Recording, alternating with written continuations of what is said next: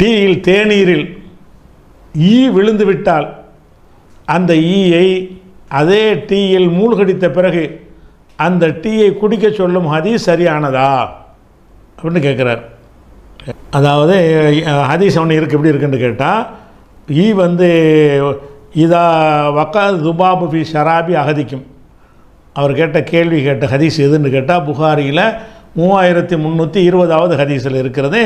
இதா வக்கா துபாபு ஃபி ஷராபி அகதிக்கும், உங்களுடைய யாருடைய பானத்திலாவது ஈ விழுந்து விட்டது என்று சொன்னால் ஃபல் யகமிசுஹு, ஈயை போட்டு ஒரே முக்கம் முக்குங்க, சும்மல் என்று அமைக்கிட்டு தூக்கி வெளியே போடுங்க. மேலோட்டமாக இருந்தால் பிடிச்சி எரிஞ்சிடாமல் அந்த ஈ என்ன செய்யுங்க, டீயிலையோ பால்லையோ தண்ணீர்லையோ, அதில் வந்து ஷராபு தான் குடிபானம். இதா வக்காது துபாபு ஷராபி அகதிக்கும், உங்களில் ஒருத்தருடைய குடிபானத்தில் வந்து ஈ வந்து விழுந்து விடும் என்று சொன்னால் ஃபல் யகமிசுஹு, அதை அப்படி முக்க வேண்டும். சும்மல் என்று பிறகு எடுத்து போட்டு விட வேண்டும். ஏனென்றால் ஃபைன்னஃபி யஹ்தா ஜனாஹைஹி, அதனுடைய ஒரு இறகில் தாவுன் நோய் இருக்கிறது, உல் உஹ்ரா ஷிஃபாவுன், மற்றதில் நோய் நிவாரணம் இருக்குது. அந்த ஈயுடைய 2 ரெக்கை இருக்குல்ல, ஒரு ரெக்கையில் வந்து விஷம் இருக்குதான், இன்னொரு ரெக்கையில் மருந்து இருக்குதான். அதனால் வந்து நீங்கள் என்ன செய்யுங்க, மொத்தமாக முக்கிட்டீங்கன்னு சொன்னால் அது அந்த விஷமும் மருந்து, அந்த விஷத்தை முறிக்கக்கூடிய மருந்து இருக்குல்ல, அதையும் சேர்த்து முக்கிடும் போது அந்த டீயை பாதிக்காது அப்படின்ற சொன்னதாக ஒரு ஹதீஸு புகாரியில் 3320 இருக்கிறது. புகாரியில் இது பல இடங்களில் இருக்கிறது. புகாரியில் மட்டுமே ஒரு 10க்கும் மேற்பட்ட இடத்துல இந்த ஹதீஸ் வருகிறது. முஸ்லீமில் இருக்கிறது. எந்த ஹதீஸ் நூலில் இடம் பெறாமல் இல்லைன்னு சொல்கிற அளவுக்கு பிரபல்யமாக பதிவாகியிருக்கிற ஒரு இடம். அதுபோக இந்த கூடுதல் வார்த்தையாக இப்னு மாஜாவில் வருது. அதில் என்ன வருதுன்னு கேட்டால், ஃபி அகதி ஜனாஹைய துபாபி சும்முன், அந்த ஈயுடைய ஒரு சிறகில் வந்து விஷம் இருக்கிறது, உள்ள அகர் ஷிஃபா இன்னொன்றில் ஷிஃபா இருக்கிறது. அதனால் இப்போ இன்னஹு யு கத்திமு சும்ம ஒய் அகரு ஷிஃபா, ஈ விழும்போது என்ன செய்யும்னு கேட்டால் அந்த விஷம் உள்ள இறகு இருக்குல்ல, அதை கொண்டே முக்கியமாக சாஞ்சி தான் விழுவுமா, இன்னொரு இல்லை உழுவாதான். அதனால் ஒரே அமைக்கப்படுங்க அப்படின்ற சொல்கிற ஒரு விஷயத்தை இப்னு மாஜாவில் இருக்குது. இந்த ஹதீஸை வைத்துக்கொண்டு எந்த ஒரு ஆய்வும் கிடையாது. சும்மா நம்ம ஆளுக்கு இந்த ஹதீஸ் வந்ததுனால அதை என்ன செய்கிறது, விஞ்ஞானிகள் கண்டுபிடித்தார்னு தெரியல. எந்த ஒரு ப்ரூஃபும் விஞ்ஞானிகள் ஆய்வு செஞ்சு ஒவ்வொரு ரெக்கையும் பிடுங்கி அதில் என்ன இருக்குன்னு டெஸ்ட்டு பண்ணி அப்படி பண்ணாங்கன்னா பண்ணலை. நம்ம வந்து இஸ்லாத்தை மேன்மைப்படுத்துகிறோங்கிற அடிப்படையில் இந்த ஹதீஸை அப்படி செயல்படுத்துறதுங்கிற ஒரு விஷயம். இதுக்கு விஞ்ஞான முத்திரை குத்துறாங்க பாருங்கள். அப்படி முத்திரை குத்தும் பொழுது அது விஞ்ஞானத்தில் இல்லைன்னு வந்துச்சுன்னு சொன்னால் அப்போ என்னவாயிரும், நீங்கள் வந்து பொய் சொல்லி மார்க்கத்தை பரப்புறீங்கன்னு ஆயிரும். இஸ்லாத்தில் அதுக்கு அனுமதியே கிடையாது. வேறு மார்க்கங்களில் வந்து பொய் சொல்லி நீ தெய்வத்துக்காக பொய் சொல்லிக்கலாம்னு சொல்கிறாங்க. இஸ்லாத்தில் அனுமதி இருக்கான்னு கேட்டால் உண்மையை தான் சொல்லணும். அப்போ முதல் விஷயம் என்னென்னு கேட்டால், இதில் வந்து இது விஞ்ஞானத்தில் இப்படி இருக்குங்கிறாங்கல்ல, அப்படி நிறைய பதிவுகள் அரபி பதிவுகளில் நிறைய நான் பார்த்துருக்குறேன். விஞ்ஞானம் கண்டுபிடிச்சிட்டாங்கன்னு சொல்லி என்னப்போ விஞ்ஞானம் கண்டுபிடிச்சாண்டா அதுக்கு ஈயில் சோதனை ஒன்று போட்டிருக்காங்க. சோதனை பண்ணால் ஈயில் சில கெமிக்கல் இருக்குது, ஈயில் மட்டும் எல்லாத்துலேயும் தான் இருக்குது. இந்த ஹதீஸில் உள்ள விஷயம் என்ன, ஒன்றில் ஷிஃபா இருக்கிறது, ஒன்றில் நோய் இருக்கிறதுன்றது தான் விஷம் இருக்குங்கிறீங்கல்ல. அப்போ 2 சிறகையும் பிடுங்கி சோதனை பண்ணி ஆமாம் ஒரு சிறகில் விஷம் இருக்கிறது, ஒரு இறகில் வந்து ஒரு ரெக்கையில் வந்து மருந்து இருக்கிறதுன்னு கண்டுபிடிச்சானா? அதுக்கு எந்த சோதனை நடந்துருக்குதா? இதே விஞ்ஞான சாயம் பூசுறீங்க. விஞ்ஞானங்கிற பொய். ஈயுடைய இறகுல வந்து ஒன்றில் விஷம் ஒன்றில் மருந்து என்கிற மாதிரியான எந்த ஆய்வுமே ப்ரூஃபான ஆய்வு எதுவுமே கிடையாது. அரபுல உள்ள ஆளுக்கு அரபில் அப்படி ஆய்வு செய்தார்கள் எழுதி வச்சுருக்கிறாங்க. ஆய்வு செஞ்சவர் எழுதிச்சுன்னா அந்த இதில் என்ன இருந்துச்சு, இந்த இதில் என்ன இருந்துச்சு, எந்த ஆய்வு கூடத்தில் எத்தனாம் தேதி நடத்தப்பட்டுச்சு, எந்த விஞ்ஞானி நடத்தினார் அப்படிங்கிற மாதிரி இருக்கான்னு தேடி பார்த்தோம்னா இல்லை. ஆனால் இது வந்து கரெக்டான ஹதீஸ் கிடையாது. ஏன் கிடையாதுங்கிறோம்னு கேட்டால், ஃபஸ்ட்டு நீங்கள் விளங்கணும், இஸ்லாத்தில் வந்து அருவருக்கிற விஷயங்களை வந்து அல்லாஹ் வந்து ஹராமாக்கியிருக்கிறான். ரசூலுல்லாவுடைய சிறப்பை அல்லாஹ் சொல்லும்போது என்ன செய்கிறான்னு கேட்டால், ஓ யுஹில்லுலஹுமு தையிபாத், இந்த முகம்மது வந்து தூய்மையான வைகளை அவர்களுக்கு ஹலாலாக்குகிறார். ஓ ஹர்ரிமு அலைஹிமுல் ஹபாயிஸ, அருவருப்பானவைகளை அவர்களுக்கு ஹராமாக்குகிறார். குர்ஆனில் வந்து 7வது அத்தியாயத்தில் 157வது வசனத்தில் இருக்கிறது. ரசூலுல்லாஹ் வந்து எதை ஹலாலாக்குறாங்களாம்? தூய்மையானவைகளை ஹலாலாக்குகிறார்கள். எதை ஹராமாக்குகிறார்களா? ஹபாயிஸ், அருவருக்கத்தக்கவைகளை ஹராமாக்குகிறார்கள். இதுதான் ரசூலுடைய டியூட்டி என்று அல்லாஹ் என்ன செய்கிறான்? குர்ஆனில் 7:157 வசனத்தில் சொல்லுகிறான். இப்போ ஈ என்பது தூய்மையானதா அருவருப்பானதா? சின்ன குழந்தைக்கு பாட்டு சொல்லி கொடுக்கும் பொழுது கூட இலையில் சோறு போட்டு ஈயை தூர ஓட்டுன்னு சொல்லி கொடுக்குறீங்க. ஈ என்பது தூய்மையானது கிடையாது. நம்ம உணவில் அந்த ஈ உட்கார்ந்தா நமக்கு பிடிக்க மாட்டேங்குது. ஒரு பூனையை கூட செல்லமாக வளர்க்குறோமே, அந்த மாதிரியான ஒரு விஷயமாக ஈ எடுத்துக்கொள்ள முடியுமா? முடியாது. அது போக ஈயுடைய தன்மை என்னன்னு கேட்டால், ஒரு உணவில் உட்கார்ந்த உடனே அது என்ன செய்யணும்னா, தனது உமிழ் நீரை முதல்ல நல்லா விளைக்கணும். ஈயை பற்றி ஆராய்ச்சி பண்ணி சொல்கிறாங்க. அது ஈ உட்கார்ந்து என்ன செய்யணும்னு கேட்டால், உமிழ் நீரை வாயினால் அதுக்கு ஒரு குழாய் மாதிரி வச்சுருக்குமா, அந்த குழாயினால தான் உறிஞ்சி சாப்பிடும்.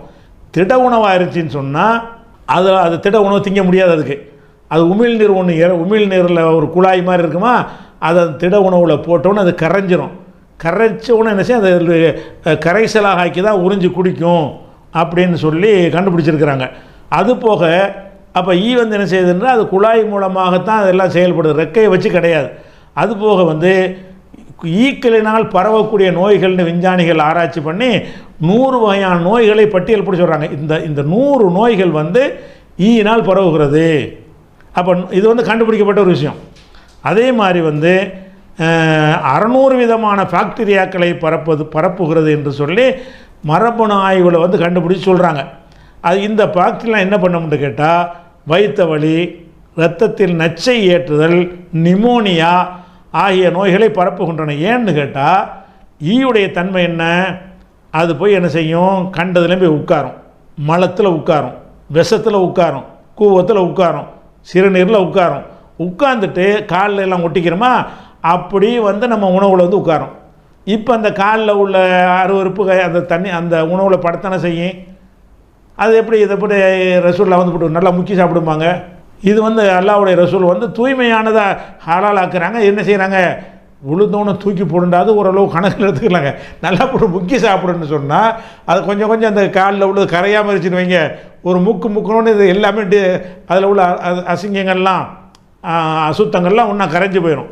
அப்போ இது ஈக்களால் நோய் கிருமிகளை பரப்ப முடியுமேங்கிறத என்ன செய்கிறாங்க, கண்டுபிடிச்சிருக்கிறாங்க. வேகமான முறையில் நோய் கிருமிகளை பரப்புவதில் ஈக்களின் பங்கு இருக்கிறது என்பதை ஆய்வுகள் நிரூபிக்கின்றன என்று பேராசிரியர் பிரையண்ட்டுங்கிறவர் சொல்கிறார். அது மாதிரி குப்பையில் உட்கார்றது, மக்கி போன உணவில் போய் உட்கார்றது, மிருகங்களில் போய் உட்கார்றது, அதன் கழிவுகளை உண்ணுவது, இப்படின்னு அதுக்கு அதனுடைய பொதுத்தன்மையாக இருக்கிறது. அதனால் நம்ம விளங்க வேண்டிய என்னென்னு கேட்டால், ஈ நல்லது இல்லை, நல்லா விளங்கிக்கிறணும். ஈ கெட்டது, அருவருக்கத்தக்கது. அருவருக்கத்தக்கதை ஹராமாக்குறதுக்கு வந்திருக்கிறாங்க. ஈ பொதுவாக எல்லா மனிதருடைய புத்திகளையும் அருவருக்கத்தக்கதாக பார்க்கப்படுகிறது. அப்போ கொசுவை கூட கொஞ்சம் ஜீர்ணிச்சிக்கிறோம், எறும்பு கூட ஜீர்ணிச்சிக்கிறோமா, ஈயை ஜீர்ணிக்க மாட்டான். எறும்பு நம்ம பாத்திரத்தில் தண்ணியில் விழுந்துச்சுன்னு சொன்னால் கூட எறும்பு தூக்கி போட்டு நம்ம சாப்பிட்ருவோம். ஈ இருந்தால் என்ன செய்ய மாட்டான், தீயை சாப்பிட மாட்டேங்கிறோம். அப்போ ஈ என்பது அருவருக்கத்தக்கது என்பதை அனைவரும் பொதுவாக விளங்கியிருக்கிறோம். கண்ணாலையும் பார்க்குறோம். அதுக்கு 6 கால் இருக்கிறது. அந்த 6 காலை கொண்டு மற்றதை விட 2 கால் கூட இருக்கிறது.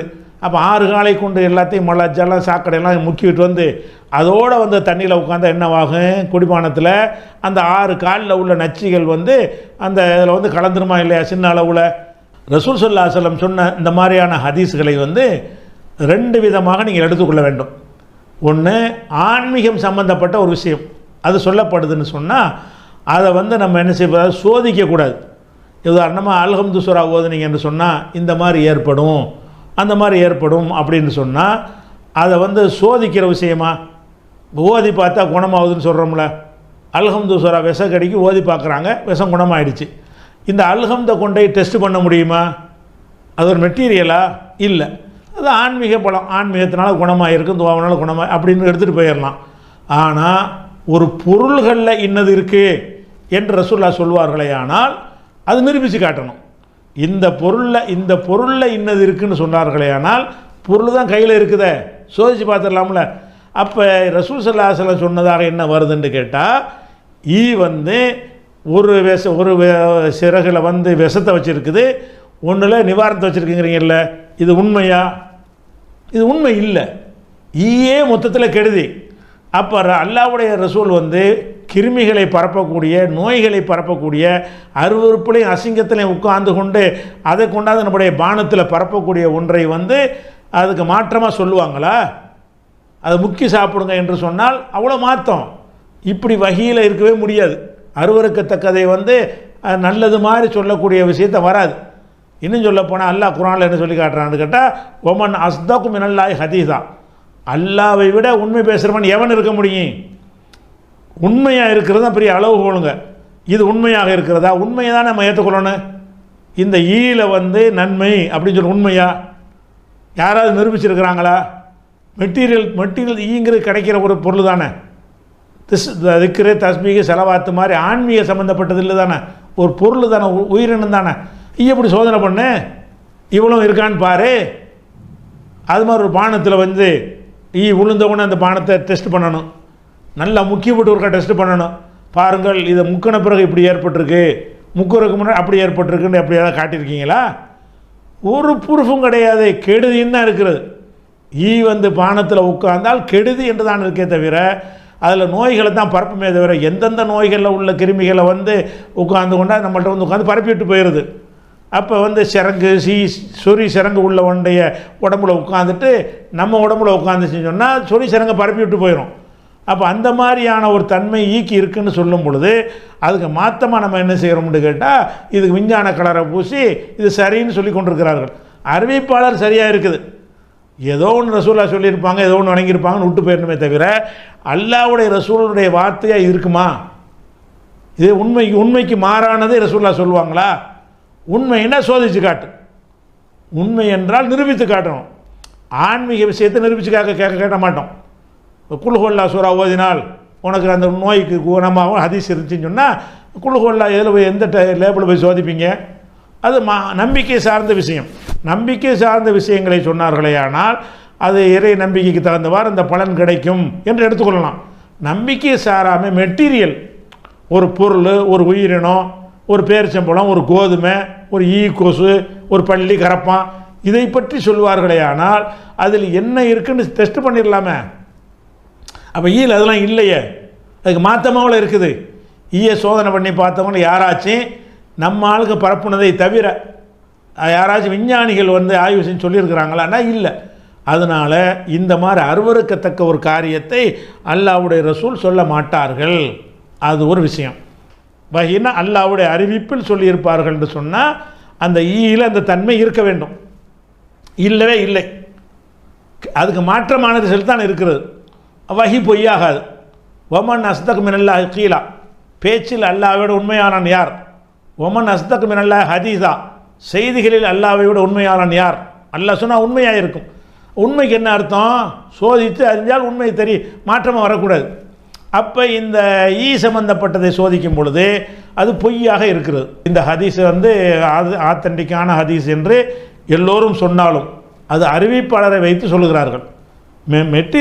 மெசேஜை வைத்து பார்த்தீங்கன்னா சரியில்லை, உண்மைக்கு முரணாக இருக்கிற காரணத்தினாலையும் இவர்கள் சொல்லக்கூடிய விஞ்ஞான கண்டுபிடிப்புகள் எல்லாம் வந்து இவங்க சொன்ன மாதிரி எந்த கண்டுபிடிப்பும் இல்லாத காரணத்தினாலையும் இதை வந்து நம்ம ஏற்றுக்கொள்ள தேவையில்லை, இதை ஹதீஸ் இல்லை என்று தான் எடுத்துக்கொள்ள வேண்டும். இப்போ ஈக்கு வருவோம். சம்பந்தமாக நான் சொன்னதுக்கு வந்து பலரும் பல பதிலை சொல்கிறாங்க. அதில் ஒருத்தர் என்ன செய்கிறாருன்னு கேட்டால், ஒரு இலங்கையை சேர்ந்த ஒரு முஜாஹிதுங்கிற ஒரு ஆய்வாளர் ஒரு புக் அனுப்பியிருக்கிறார். அல் இசாபா ஃபி சிஹத் ஹதீஸ் துபாபா, சம்பந்தப்பட்ட ஹதீஸ் சரியானது என்பதற்குரிய ஒரு விளக்கம் அப்படின்னு ஒரு புஸ்தகத்தை எனக்கு பிடிஎஃப்பில் அனுப்பியிருக்கார். அனுப்பி இதை நீங்கள் கொஞ்சம் பாருங்கள் அப்படிங்கிறார். தகவலுக்காக வேண்டி நீங்கள் இதையும் கொஞ்சம் அந்த பற்றி சொல்லியிருந்தீங்க, இதில் கொஞ்சம் கூடுதல் விவரம் இருக்குது, அதை பாருங்கன்னு சொல்கிறார். அந்த ஹதீஸை நம்ம பார்த்துட்டோம். அதில் என்ன இருக்குதுன்னா ஒரு 90% வந்து அந்த ஹதீஸுடைய அறிவிப்பாளர்கள் எத்தனை புக்கில் வந்திருக்குது அந்த விஷயங்கள் தான் இருக்கிறது. இது சரி என்பதற்கு சில மருத்துவ ரீதியான சில காரணங்களை அவர் சொல்கிறார் இந்த நூலில். அந்த விஷயங்கள் எல்லாம் வந்து இந்த ஹதீஸில் உள்ளதை மெய்ப்படுத்துகிற மாதிரி கிடையாது. அதில் என்ன இருக்குது என்பதை வந்து இந்த இன்னொருத்தர் சொல்கிறார்ல, அதை விளக்கும்போது நான் சொல்லிடுறேன். அதில் என்ன செய்கிறாருன்னா, ஒரு ஆள் என்ன செய்கிறாரு பாருங்க, இவர் ஒரு இலங்கை மௌலவி. இது வந்து விஞ்ஞானத்துக்கு எதிரானது அப்படி என்று சொல்றவர் வந்து முதல்ல உலகத்தில் வந்து என்ன நடந்துட்டுங்கிறத பார்க்கணும். விஞ்ஞானம் இதை மறுக்குதா அப்படின்ற இல்லவே இல்லை. விஞ்ஞானம் அது மறுக்கவே இல்லை. நிறைய ப்ரொஃபஸர்கள் நிறைய சயின்டிஸ்டுகள் வந்து இதை வந்து ஏற்றுக்கொண்டிருக்கிறாங்க. பல ஆண்டுகளுக்கு முன்னாடியே வந்து இதை ஏற்றுக்கொண்டு வைக்கிறாங்க. அதே மாதிரி ஆஸ்திரேலியாவில் மெக்வா யூனிவர்சிட்டி, இந்த யூனிவர்சிட்டியில் உள்ள சயின்டிஸ்டுகள் வந்து இந்த கொசுவினுடைய இறக்கையில் இருக்கக்கூடிய பாக்டீரியாக்கள் பற்றி அதை ஒரு ஆய்வு செய்கிறாங்க. அவங்க ஆய்வு செஞ்சு அவங்க ஒரு மஜல்லாவில் அதனுடைய முடிவை எழுதுகிறாங்க. அதனுடைய ஒரு சைட்டில், அந்த கொசுவினுடைய இறக்கையின் ஒரு சைட்டில் வந்து கெட்ட பாக்டீரியாக்கள், மனுஷனுக்கு நோய் தரக்கூடிய வந்து பாக்டீரியாக்கள் இருக்குது. அதை கொல்லக்கூடியது மற்ற சைட்டில் இருக்குது. அதை விஞ்ஞான ஆய்வு கூடத்தில் வளர்த்து விட்டு அந்த நோயை பரப்பக்கூடிய ஒரு சைட்டு வந்து அப்படியே வளர்த்து விடப்படுது. வளர்த்துட்டு அடுத்த சைட்டை என்ன செய்கிறாங்கன்னு சொன்னால் அதில் உள்ள பாக்டீரியா எடுத்து அதில் விடுறாங்க. விட்டோன்னா அது எல்லாமே செத்து போகுது. இது அதை சாவடிக்குது அப்படிங்கிற ஒரு விஷயத்தை வந்து என்ன செய்கிறாங்க, ஆய்வு செய்கிறாங்க. ஆய்வு செஞ்சு அதை வந்து நிரூபிக்கிறாங்க. அதே மாதிரி ப்ரொஃபஸர் ஆண்ட்ரூ பீட்டிங்கிறவர், அதே மாதிரி ப்ரொஃபஸர் மேஷல் கிளாசன் என்று சொல்லக்கூடியவர், இவங்கெல்லாம் வந்து என்ன செய்கிறாங்கன்னு சொன்னால் இதை நிரூபிக்கிறாங்க. இந்த பாக்டீரியாக்கள் வந்து இப்படி இருக்குது அப்படின்னு நிரூபிக்கிறாங்க. அந்த ஹதீஸில் வந்து நபிகள் நாயகம் ஸல்லல்லாஹு அலைஹி வஸல்லம் அவங்க சொல்லும்போது என்ன சொல்கிறாங்கன்னு சொன்னால், உங்கள் ஒருவருடைய பாத்திரத்தில் குடிக்கக்கூடிய குடிபானத்தில் ஈ விழுந்துட்டுன்னு சொன்னால் அதை அமுக்கி விட்டுட்டு அதை வெளியேற்றிட்டு அதை குடியுங்கன்னு சொல்லிட்டாங்க. அந்த ஹதீஸை நான் நேரத்தில் சொன்னேன். அந்த ஹதீஸில் பின்னுக்கு ரசூலுல்லாஹி ஸல்லல்லாஹு அலைஹி வஸல்லம் அவங்க என்ன சொல்கிறாங்கண்டா, அதனுடைய ஒரு ரெக்கையில் வந்து நோயும் இன்னொரு ரெக்கையில் அதுக்கு மருந்தும் இருக்குது அப்படின்னு சொல்கிறாங்க. அப்போ இன்றைக்கு இருக்கக்கூடிய இந்த யூனிவர்சிட்டியில் இருக்கக்கூடிய சயின்டிஸ்டுகள், சில ப்ரொஃபஸர்கள் அந்த பாக்டீரியாக்கள் சம்பந்தமாக ஆய்வு செய்து அதில் உள்ள அந்த நோயை கொல்லக்கூடியது ரெண்டுமே ஒரு சின்ன ஒரு ஈயில் ஒரு ரெக்கையில் வந்து அது நோயை கொடுக்கக்கூடிய கெட்ட பாக்டீரியாக்களும் இன்னொன்றில் அதை சாவடிக்கக்கூடிய நல்லது இருக்கிறத பார்த்து அதிசயித்து அவங்க இந்த குர்ஆன் ஹதீஸ் எல்லாம் பார்க்கல, அவங்க ஈயை பற்றி ஒரு ஆய்வு செஞ்சு ஈயில் இப்படி ஒன்று இருக்குதுன்னு சொல்கிறாங்க. எழுதவும் தெரியாத படிக்கவும் தெரியாத நபிகள் நாயகம் ஸல்லல்லாஹு அலைஹி வஸல்லம் அவங்க இதை செஞ்சுட்டு குடிங்கன்னு மட்டும் சொல்லலை, அதுக்கு விளக்கம் வேற சொல்கிறாங்க. என்ன சொல்கிறாங்க, அதனுடைய ஒரு ரெக்கையில் நோய் இருக்குது, இன்னொரு ரெக்கையில் மருந்து இருக்குது அப்படிங்கிறாங்க. அப்போ இன்னைக்கு வந்து ஆய்வாளர்கள் அதை நிரூபிக்கிறாங்க. இப்போ இஸ்லாம் உண்மையாகுது. இப்போ வந்து அல்லாஹ்வுடைய இந்த மார்க்கம் உண்மையாக, இதை வச்சு எவ்வளோ பேர் இஸ்லாத்துக்கு வந்துட்டாங்க. அப்போ இவர் என்ன சொல்ல வர்றாருன்னு கேட்டால், அந்த ஈயை பற்றி ரசூலுல்லாஹ் சொன்னாங்கல்ல, ஒரு இறகுல விஷம் இருக்குது, ஒரு இறகுல மருந்து இருக்குன்னு சொல்லி, அதை வந்து விஞ்ஞானிகள் வந்து கண்டுபிடிச்சிட்டாங்க. இந்த பாருங்கள் அந்த ஆதாரம் அப்படின்னு சொல்லி ஒரு நாட்டில் கண்டுபிடிச்சதாக ஒரு ஸ்க்ரீன்ஷாட்லாம் போட்டு ஒரு விளக்குறார். அதில் என்ன இருக்குங்கிறத இப்படி சொல்கிறார். அவர் என்ன சொல்கிறாரு, ஒரு ஹதீஸில் என்ன வருது, ஒரு ஈயுடைய ஒரு சிறகுல வந்து இறக்கையில் வந்து மருந்து, இன்னொரு இறக்கையில் வந்து விஷம். இதை வந்து மொரோக்கோவில் உள்ள விஞ்ஞானிகள்லாம் ஆராய்ச்சி பண்ணி நினைஞ்சிட்டாங்க, அதை கண்டுபிடிச்சிட்டாங்க அப்படிங்கிற மாதிரி சொல்கிறாரா. அதோடு வந்து என்ன செய்கிறாருன்னா, இதை தான் இதை விஞ்ஞான ப்ரூஃப் என்று பேசுகிறார். இப்போ இதுக்கு போகிறதுக்கு முன்னாடி ஒரு அடிப்படையை சொல்லிடுறேன். நம்ம விஞ்ஞானத்துக்கு மாற்றோம் அப்படிங்கிற வகையில் ஹதீஸை மறுத்தோமா? அவ்வளோ கூறுகிட்டு போய் நம்ம இருக்கிறோம். விஞ்ஞானத்துக்கு மாற்றத்துக்காக மறுக்கலை. விஞ்ஞானத்தை எதுக்கு நான் சொன்னேன்னு கேட்டால், இப்படி புழுகுறீங்கல்ல, அது தவறுங்கிறதுக்கு நான் சொன்னேன். அந்த போன வாரம் சொல்லும் பொழுது இந்த மாதிரி விஷம் இருக்குது, ஆய்வுகளை கண்டுபிடிச்சிட்டாங்க, இது மாதிரி பொய்யா சொல்கிறாங்க, அப்படி எதுவுமே இல்லை. நீ விஞ்ஞானத்தை கொண்டு வந்து நிப்பாட்டி முட்டு கொடுக்குற, விஞ்ஞானத்தில் கண்டுபிடிச்சிட்டாங்கன்னு பொய் சொல்கிற. அப்போ கண்டுபிடிச்சிட்டாங்கன்னு சொன்ன செய்தி பொய், அப்படி எதுவும் கண்டுபிடிக்கலை என்பதற்கு தான் நான் விஞ்ஞானத்தை சொன்னேன். நான் மறுத்தது எதுக்கு மறுத்தேன்னு கேட்டால், கெட்டவைகளை ரசூலுல்லாஹ் வந்து அருவருப்பானதை ஹராமாக்குவார்கள், ஹபாயிஸ் அருவருக்கத்தக்கவைகளை ஹராமாக்குவார்கள் என்கிற குர்ஆன் வசனத்துக்கு மாற்றமாக இருக்கிறதுனாலையும், நடைமுறை கண்ணுக்கு தெரிகிற உண்மைக்கு மாற்றமாக இருக்கிறது. விஞ்ஞானத்துக்கு மாற்றம் இல்லை. விஞ்ஞானிகள் ஒரு நாளைக்கு இது சரியுமா, ஒரு நாளைக்கு சரியில்லைம்மா, டீ குடிக்கிறது கெட்டதுமா, அப்புறம் டீ தான் நல்லதுமா, அதெல்லாம் ஒரு காலம் மாறுங்கிற அந்த பேசிக் இல்லாத முட்டாள்கள் நம்ம இருக்கிறோம். விஞ்ஞானிகள் சொல்கிறதில் விஞ்ஞானங்கிறதுல ரெண்டு வகை இருக்குது. விஞ்ஞானங்கிறது வந்து நம்மளே இப்போ கண்ணால் பார்த்து அறிகிறது கூட விஞ்ஞானம் தானே. இப்போ ஈ வந்து மலத்தில் உட்காந்து அந்த மலத்தை காலில் ஒட்டிக்கிட்டு வரும்னு விஞ்ஞானி சொல்கிறான். இது மாறுவா செய்யும்? உனக்கு வந்து எனக்கு தெரியல, பார்க்குறோம்ல, மலத்தில் உட்காருதுல, சளியில் உட்காருதுல, சீலில் உட்காருதுல, சிரங்கில் உட்காருதா இல்லையா, சாக்கடையில் உட்காருதா இல்லையா, அப்போ எல்லாத்துலேயும் உட்கார்ந்து விட்டு அதுலேயும் வாயை வைத்து அதுலேயும் உறிந்து விட்டு அப்படியே வந்து என்ன செய்கிறது, ஒரு தண்ணீரில் வரும் பொழுது இதில் விஞ்ஞானி என்ன சொல்கிறான்னு கேட்டால், இது ஆராய்ச்சி பண்ணி சொல்கிறதில்ல, என்னென்ன அதுக்கெலாம் நான் போகலை, இதில் சொல்லக்கூடிய விஷயம் உன் கண்ணுக்கு தெரியுதா இல்லையா? விஞ்ஞானிகள் சொல்கிறாங்கிறதுக்காக இல்லை, விஞ்ஞானியை சொல்லாட்டாலுமே நானே சொல்லலாமே, இதை பெரிய விஞ்ஞானியத்தை போய் படிச்சுட்டு ஒரு தேவையில்லையே. அதில் ஒட்டிக்கிட்டு வருது, ஒட்டிக்கிட்டு வந்து என் உணவில் அது வைக்கிது, அது படுமா படாதா? அது லிக்விடான உணவாக இருந்தால் அதில் கலக்குமா கலக்காதா? அப்படி கலக்கும்னு இருக்கக்கூடிய ஒன்றை வந்து அதை வந்து முக்கி தூக்கி எறிஞ்சு ரசூலுல்லாஹ் சொன்னாங்க, இப்படி வருது, அது மொத்தத்திலே கெட்டதாக போச்சே, அருவருக்கத்தக்கதாகிடுச்சேன்னு சொன்னால் அதுக்கு ஒரு விஷயம் ஹபீஸான பார்த்தா அருவருக்கத்தக்க பார்த்தா நமக்கு தெரியும். புழு பூச்சி பள்ளி இருக்குது, பள்ளி என்ன வகையில் அருவருப்புன்னு எங்கே இருக்குது? பார்த்தாலும் அருவருப்பாக இருக்கும். நமக்கு பள்ளியை பார்த்தாலும் அருவருப்பாக இருக்கும், கரப்பானை பார்த்தா அருவருப்பாக இருக்கும். அந்த அருவருக்க விஷயங்கள் எல்லாம் மார்க் என்ன செய்யாது, மனிதனுடைய ஒட்டுமொத்த மனித சுபாவம் இது சிலருக்கு அருவருக்கத்தக்கதாக இருந்து சிலருக்கு அருவருக்கத்தக்காமல் சிலது இருக்கும். உடும்பு கறி ரசூலுல்லாஹ்வுக்கு பிடிக்காது, மற்றவங்களுக்கு பிடிக்கும். பன்றி கூட சிலருக்கு பிடிக்கும், சிலருக்கு பிடிக்கல.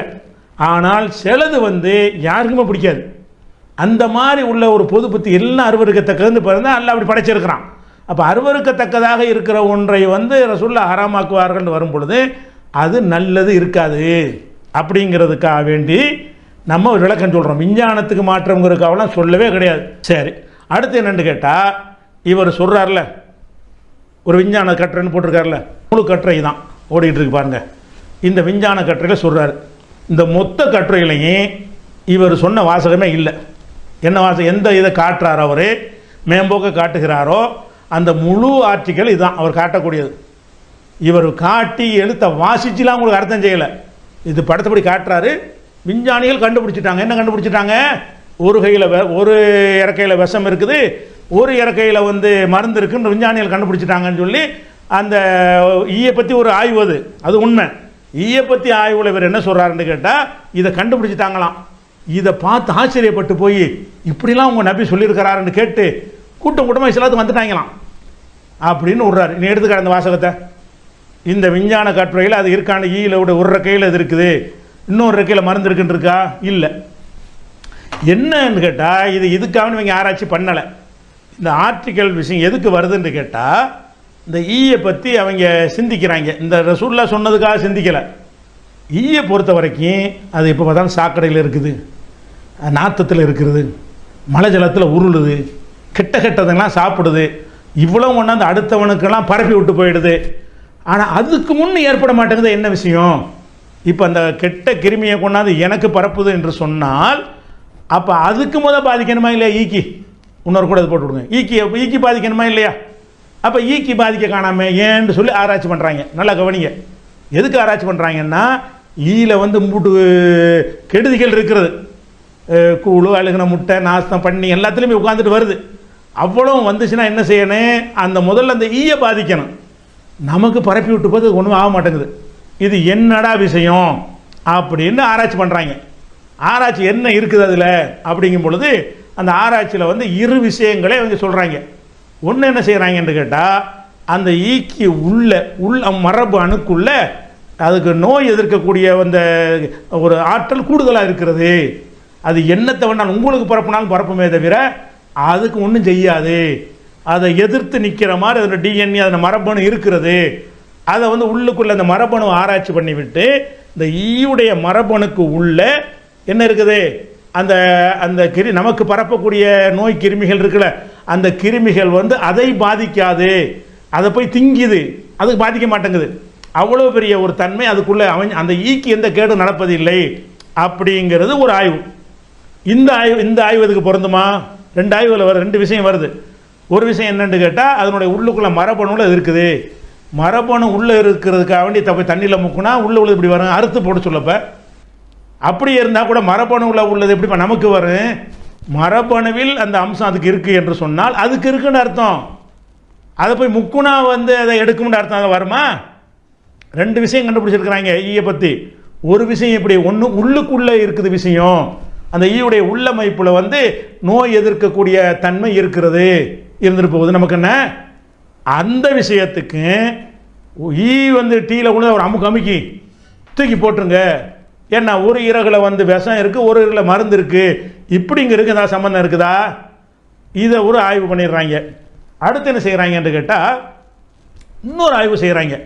இந்த ஈயுடைய உள்பக்கம் இல்லாமல் வெளியிலையும் ஏதாவது இருக்குதா? வெளி என்று சொன்னால் சிறகு இல்லை, இறக்கை இல்லை. வெளி என்று சொன்னால் வயிறு, தலை, மொத்த உடம்பு, அதில் இறக்கைங்கிற சின்ன அளவு. அப்போ என்ன செய்கிறாங்கன்னா அந்த ஈயை வந்து அதில் அது ஈயுடைய மொத்த உடம்பு என் பாடின்னு இருக்குன்னு வைங்களேன், கை மூஞ்சி எல்லாத்துலையும் இருக்கும்ல, இதில் என்னமாவது இருக்குதா, உள்ளுக்குள்ளே என்னமா இருக்கான்னு ஒருக்கா பார்த்துடுறாங்க. அப்புறம் என்ன பார்க்குறாங்கன்னா வெளியிலையும் அந்த நோய் எதிர்க்கக்கூடிய ஒரு தன்மைகள்லாம் ஏதாவது இருக்குதா அப்படிங்கிறதுக்காக வேண்டி அதுக்கு உரிய முறை பிரகாரம் இவங்க சொல்ல ஆர்டிக்கலில் அதுக்குரிய முறை பிரகாரம் அந்த ஈ என்ன செய்கிறாங்கன்னு கேட்டால் எத்தனாலில் போட்டு முக்குறாங்க. எத்தனாலுங்கிறது அது ஒரு சாராயம்னு வைங்களேன், அதில் போய் சாராயத்தில் முக்கி அழுத்தும் போது அந்த ஈயுடைய மேற்பரப்பு இருக்குல்ல, ரெக்கைன்னு அதில் சொல்லலை, மேற்பரப்பு என்றால் ரெக்கை, தலை, கிளை, வயிறு எல்லாம் தான். அதிலேருந்து சில கரைசல்கள் கரைஞ்சி அதில் சில கெமிக்கல் மாதிரி அதில் வருது, ஒரு கலவை கிடைக்கிறது. அந்த கலவையை எடுத்து கலவையில் என்ன வருது, ஈ எப்படி உள்ள விட முக்குனிங்கன்னா கரைஞ்சிரும்ல, கரைஞ்ச பிறகு அதில் பிரித்து எடுக்கிறாங்க ஒன்று ஒன்றையா, அதில் உள்ள கழிவு எல்லாம் பிரித்து விட்டு அதிலேருந்து ஒரு ஃபேக்ட்ரியாவை ஒரு அதில் அந்த நோய் எதிர்ப்பு சக்தி அதுக்கு இருக்குதுல்ல, அதுக்கு ஒரு இதை பிரித்து எடுக்கிறாங்க. இப்படி ஒன்று இருக்கிறது, அது உடல்லையே என்ன இருக்குன்னு கேட்டால் நோயை எதிர்க்கக்கூடிய ஒரு தன்மை அதில் இருக்கிறது. இதில் இருக்குது ஒரு ரெக்கையில் அப்படி இல்லை, மொத்த பாடியிலையும். மொத்த ஹதீஸில் எப்படி வருது, மொத்த பாடின்னு வரல, விளங்குதா, மொத்த பாடியில் தான் உழுவுது அது.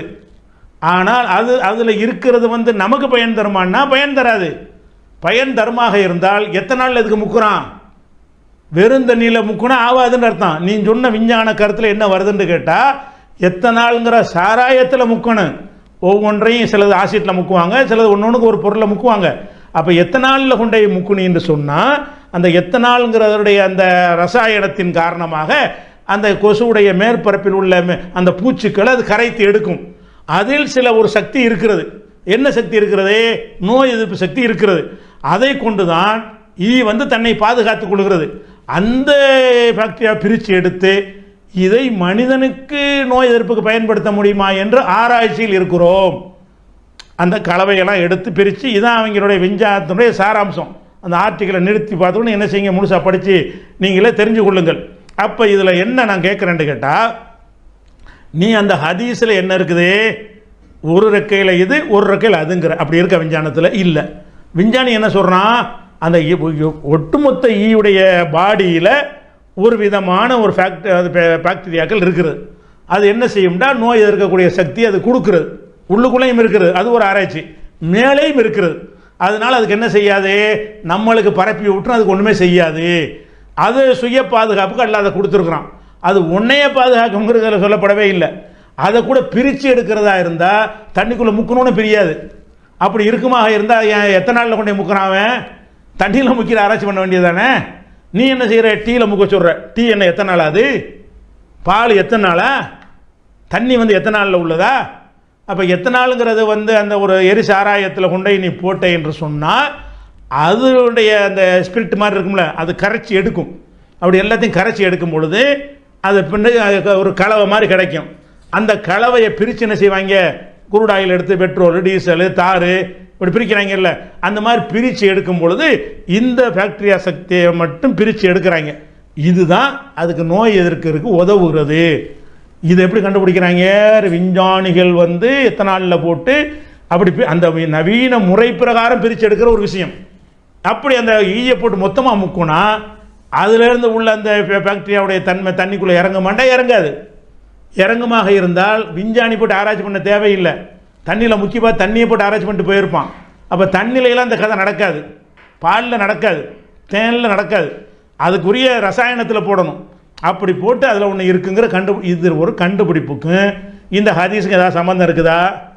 இதை கொண்டு வந்துக்கிட்டு நீ என்ன செய்கிறாங்க, பார்த்தீர்களா அதில் கண்டுபிடித்து விட்டார்கள். நீ சொன்ன மாதிரியே கண்டுபிடிச்சிருக்கிறான். அதில் இன்னொரு அது ரெண்டு இருக்குண்டியா, ரெண்டு இருக்கா, ஒன்றில் விஷம் ஒன்றில் மருந்துண்டியா, அப்படி சொல்ல காணாம அவன் மருந்து தானே இருக்குங்கிறான், நீ விஷம் இருக்குங்கிறியப்பா. அதுக்கு எங்கே விஞ்ஞான ப்ரூஃப் எங்கே இருக்குது? அது ஆராய்ச்சி பண்ணும்போது பிரித்து எடுக்கும்போது ஆமாம் சிலதில் வந்து ஒரு அப்படி ஒன்று அதுக்கு மாற்று மருந்து அதில் அப்படியே கண்டுபிடிச்சிருக்கிறான். அப்படி ஒன்றும் கண்டுபிடிக்கலை. அதனால் இது அந்த காலத்தில் இந்த ஆர்டிக்கல்லாம் நாங்கள் பார்த்தது தான், இதை நம்பி தான் நாங்கள் பேசியிருக்கிறோம். இருக்குது, விஞ்ஞானிகள் கண்டுபிடிச்சிட்டாங்கன்னு சொல்லி அதை சொல்லி தான் போன வாரமாக நான் சொல்லி இருக்கிறேன். அப்படிலாம் கண்டுபிடிக்கல, இவங்க பில்டப் கொடுத்துருக்காங்க, பொய்யா பில்டப் கொடுக்குறாங்க. அது ஈயுடைய தன்மையை ஆராய்ச்சி பண்ணும்போது சொன்னதை எடுத்துக்கிட்டு இதை கொண்டு வந்து எப்படி இஸ்லாத்தில் ஃபிட் பண்ணுறது. இந்த நோய் உனக்கு ஏன் வருது? நீ தாட விஞ்ஞானத்தோட நிறுவ பார்க்குற, ஹதீஸை பார்க்குற, குரானுக்கு மாதிரி தூக்கி போட்டு போய்கிட்டு இருப்பியா பேசாமல்? ஈயை பார்க்குற, அசுத்தத்தில் பொருளுது பார்க்குற, அது தண்ணியில் உழுவதை பார்க்குற, தூக்கி போட்டு போய்கிட்டு இருப்பியா? அப்படி நல்லா முக்கு அதில் பேசாமல் கூட இருந்துட்டு போயிடலாம் அதை பற்றி. அல்ல விழுந்தால் எடுத்து போட்டுருங்கண்டா சொல்லலாம், மொத்தமாக உள்ள முக்கிட்டு எடுத்து போடுன்னு ஒரு காரணம். அதான பிரச்சனை. ஈ விழுந்துச்சின்னு சொன்னால் தூக்கி எறிந்து விடுங்கள் அப்படின்னா கூட பிரச்சனை இல்லை. அதில் எரியாமல் அப்படி திண்டு சாப்பிடுங்கண்டா கூட பிரச்சனை இல்லை. அதில் ஒரு சயின்டிஃபிக்கான ஒரு விஷயம் இருக்கிற மாதிரி ஒரு வாசகம் இருக்கும் பொழுது அதை சோதித்து கண்டுபிடிச்சாங்கன்னு இப்போ புருடா விட்டுருக்கு நீ சொல்லும் பொழுது தான் எங்கடா அப்படி இருக்குன்னு நம்ம கேட்க வேண்டி வந்துச்சு. அதனால் ஈ சம்பந்தமாக ஈக்கு ஒரு தனி சிறப்பு இருக்குது. என்ன சிறப்பு இருக்குது?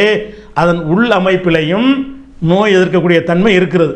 அதனுடைய வெளிப்புகம், கண், மூக்கு, காது, உடம்பு, கிடம்பு, பாடி, வயிறு, ரெக்கையிலையும் சேர்த்துக்க எல்லாத்துலேயுமே எந்த நோய் வந்தாலும் அண்டாத அளவுக்கு அதில் ஒரு பாதுகாப்பு கவசம் அந்த ஈயில் இருக்கிறது.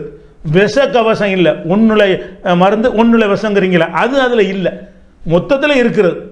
இந்த மாதிரியான ஒரு விஷயத்தை அதுவும் எப்படி கண்டுபிடிக்க முடியும்? அதை தண்ணியில் முக்கி அந்த ஃபேக்டரியை எடுக்க முடியாது. பாலில் முக்குனா அதில் உள்ள அந்த சக்தி அதுக்கு வந்துடாது. அந்த அது வந்தால் கூட அது நமக்கு ஒர்க் அவுட் ஆகாது. நமக்கு அது பயன் தரக்கூடியதாக இருக்குமே. ஆனால் அந்த பாக்டீரியாவை சோதனை கூடத்தில் உருவாக்கி மனித உடலில் எப்படி அது செலுத்தினால் அது கரெக்டாக வரும்னு விஞ்ஞான ரீதியான பல வேலைகள்லாம் செஞ்ச பிறகு அது ஆய்வில் இருக்கிறோங்கிறான். அப்படிலாம் செஞ்ச பிறகு ஈ பாக்டீரியான்னு ஊசியை கண்டுபிடிச்சி அந்த ஊசியை போட்டின்னு சொன்னால் அந்த ஈ எப்படி உனக்கு வந்து இப்போ கொரோனாக்கெல்லாம் போடுறாங்களே தடுப்பூசி, அந்த மாதிரி என்ன செய்வாங்கன்னா அது அந்த எதிர்ப்பு சக்தியை எதிர்காலத்தில் உண்டாக்கலாம். அப்படி உண்டாக்குனாலும் இந்த ஹதீஸை மெய்ப்பிக்க அது உதவுமா? உதவாது. இப்படின்னு சொல்லும்போது என்ன செய்கிறாங்க, இந்த விஞ்ஞானத்தில் அப்படி சொல்கிறாங்க. அப்படிலாம் கிடையாது. விஞ்ஞானத்தை அடிப்படை நம்ம சொல்லவே கிடையாது. நீ சொன்னதுக்கு மறுப்பு தான் இது. அது போக வந்து இன்னும் சில கேள்விகளை கேட்குறாங்க. இது வந்து அருவருப்பானதுங்கிறீங்களே கேள்வி. ஹதீஸு வந்து அசுத்தமான ஒரு பொருள்னு தெரியுது, தண்ணியில் முக்காதன்னு சொல்கிறதுக்கு அதை வந்து இயற்கையாக வந்து உட்கார்றதுக்கு அவ்வளோ வித்தியாசம் இருக்கிறது. நம்மள்ட்ட கேள்வி கேட்குறாங்க, நியாயப்படுத்துகிற கேள்வி. நீங்கள் ஒரு ஹோட்டலில் சாப்பாடு சமைக்கிறார்கள், அதில் விழுந்து விட்டால் தூக்கி எறிந்து விடுவீர்களா? அதில் முக்கி விட்டால் விடுவீர்களா? நஷ்டமடை அதை பார்க்க வேண்டாம். அதையே நீ பார்க்குற, நீ எதையும் பார்க்காம நம்புகிற ஆளாக இருக்குமா? அதை ஏன்டா ஒரு காரணமாக சொல்கிறீங்க? நீ ஹோட்டல் கடை வச்சுருந்தா செய்வியா? ஒரு விஷயத்தை நம்ம விளங்கிக்கிறோம். இந்த அருவருப்பான விஷயங்கள் இருக்குல்ல, அதுக்கு உனக்கு பொது புத்தி, உனக்கு மூளை இருக்கும் என்று சொன்னால், ஒரு பொது புத்தி இருக்கும் என்று சொன்னால் அதை ஒழுங்காக நீ சிந்திக்கணும். எப்படி சிந்திக்கணும்? ஒரு எலி செத்து போச்சு. செத்து போன எலி ஒரு செம்புல தண்ணியில் வந்து விழுந்துருச்சு. அந்த தண்ணி என்ன செய்வோம், நம்ம வந்து பள்ளி வச்சுக்கிறோம். பள்ளி செத்து போய் ஏன்னா சின்னது தானே விட்டுருவோம், பெருசாக வச்சுக்கிறோம். பள்ளி செத்து போச்சு. அது என்ன செய்யுது, ஒரு டம்ளரில் விழுந்துருச்சு, ஒரு செம்பில் விழுந்துருச்சு, ஒரு குடத்தில் விழுந்துருச்சு. அப்போ நம்ம என்ன செய்வோம், அறுவறு தூக்கி கொட்டிடுவோம். அதே பள்ளி வந்து ஒரு குளத்தில் விழுந்துருச்சு, நீ என்ன செய்வ? குளத்தை திறந்து விட்டுருவியா வெளியே? ஆற்றுல விழுந்துருச்சு, அளவு ஜாஸ்தியாக இருந்தால் கண்டுக்கிற மாட்டோம். கம்மியானதில் வந்து அது விழும் பொழுது தான் அருவறுத்தல் என்று வரும். இப்போ நம்ம ஆறு தண்ணி ஓடிட்டு இருக்கிறது, நமக்கு முந்தி ஒருத்தன் உட்காந்து மலைஜலம் கழிச்சுட்டு கழுவிக்கிட்டு இருப்பான். அதை எதாவது நினைக்குவோமா? அவ்வளோ பெரிய தண்ணியில் என்னத்தை கடத்துற போகுது? இவ்வளோ பெரிய தண்ணி ஓடக்கூடிய தண்ணீரில் ஒருத்தன் போய் காலை கழுவுறதுனால என்ன நடந்துட போகுது? மாதவிடாய் பொண்ணு போய் குளிப்பா, அந்த பக்கம் இந்த பக்கம் நம்ம இருப்போம். ஓஹோ தண்ணி ஆற்ற விட்டு தண்ணியை வெளியேற்று அப்படியா சொல்லுவோம்? அப்படி சொல்ல மாட்டோம். அதே என்ன ஒரு டப்பில் வச்சுக்கிட்டு ஒரு அந்த மாதிரி குளிக்கிற ஒரு பொம்பளை, அந்த தண்ணியில் என்ன செய்வ நீ? ஒரு டப்பில் தண்ணியை வச்சு இதில் உட்காந்து குளிக்கிறான். இதில் நீ குளிப்பியா? குளிக்க மாட்டேன். அப்போ ஒரு டப்பில் ஒருத்தன் மூத்திரம் மேய்ஞ்சிட்டான், என்ன செய்வ? தூக்கி ஊற்றிடுவேன். ஆற்றுல மூத்திரம் மேய்ஞ்சிட்டான், அவன் மூத்திரம் மேய்ஞ்சி விட்டான், கூறு கட்டு போய் நீ ஹோட்டல் வச்சுருந்தா செய்வியா? அதிகமான பொருளில் ஒன்று ரெண்டு ஒன்றை தூக்கி போட்டு போகணும் செய்யாது, பாதிக்காது.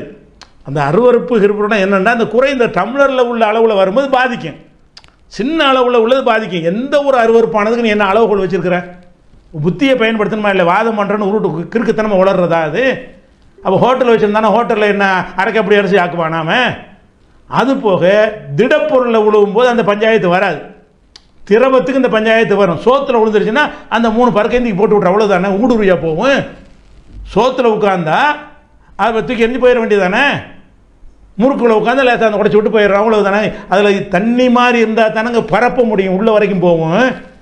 திடமான பொருளாக இருந்துச்சுன்னு சொன்னால் அது கொஞ்சம் அளவுக்கு அந்த எலி வந்து நெய்யில் விழுந்தா ஓரத்தெல்லாம் எடுத்து போட்டு போங்கன்னு சொல்கிறாங்கல்ல, அந்த கணக்கில் ஒடியாந்துடும். இதெல்லாம் நீ வந்து இப்போ தண்ணீருக்கு சொல்லும் பொழுது அது உள்ள அமுக்கினால் அதில் உள்ளது கண்டிப்பாக கரையத்தான் செய்யும்.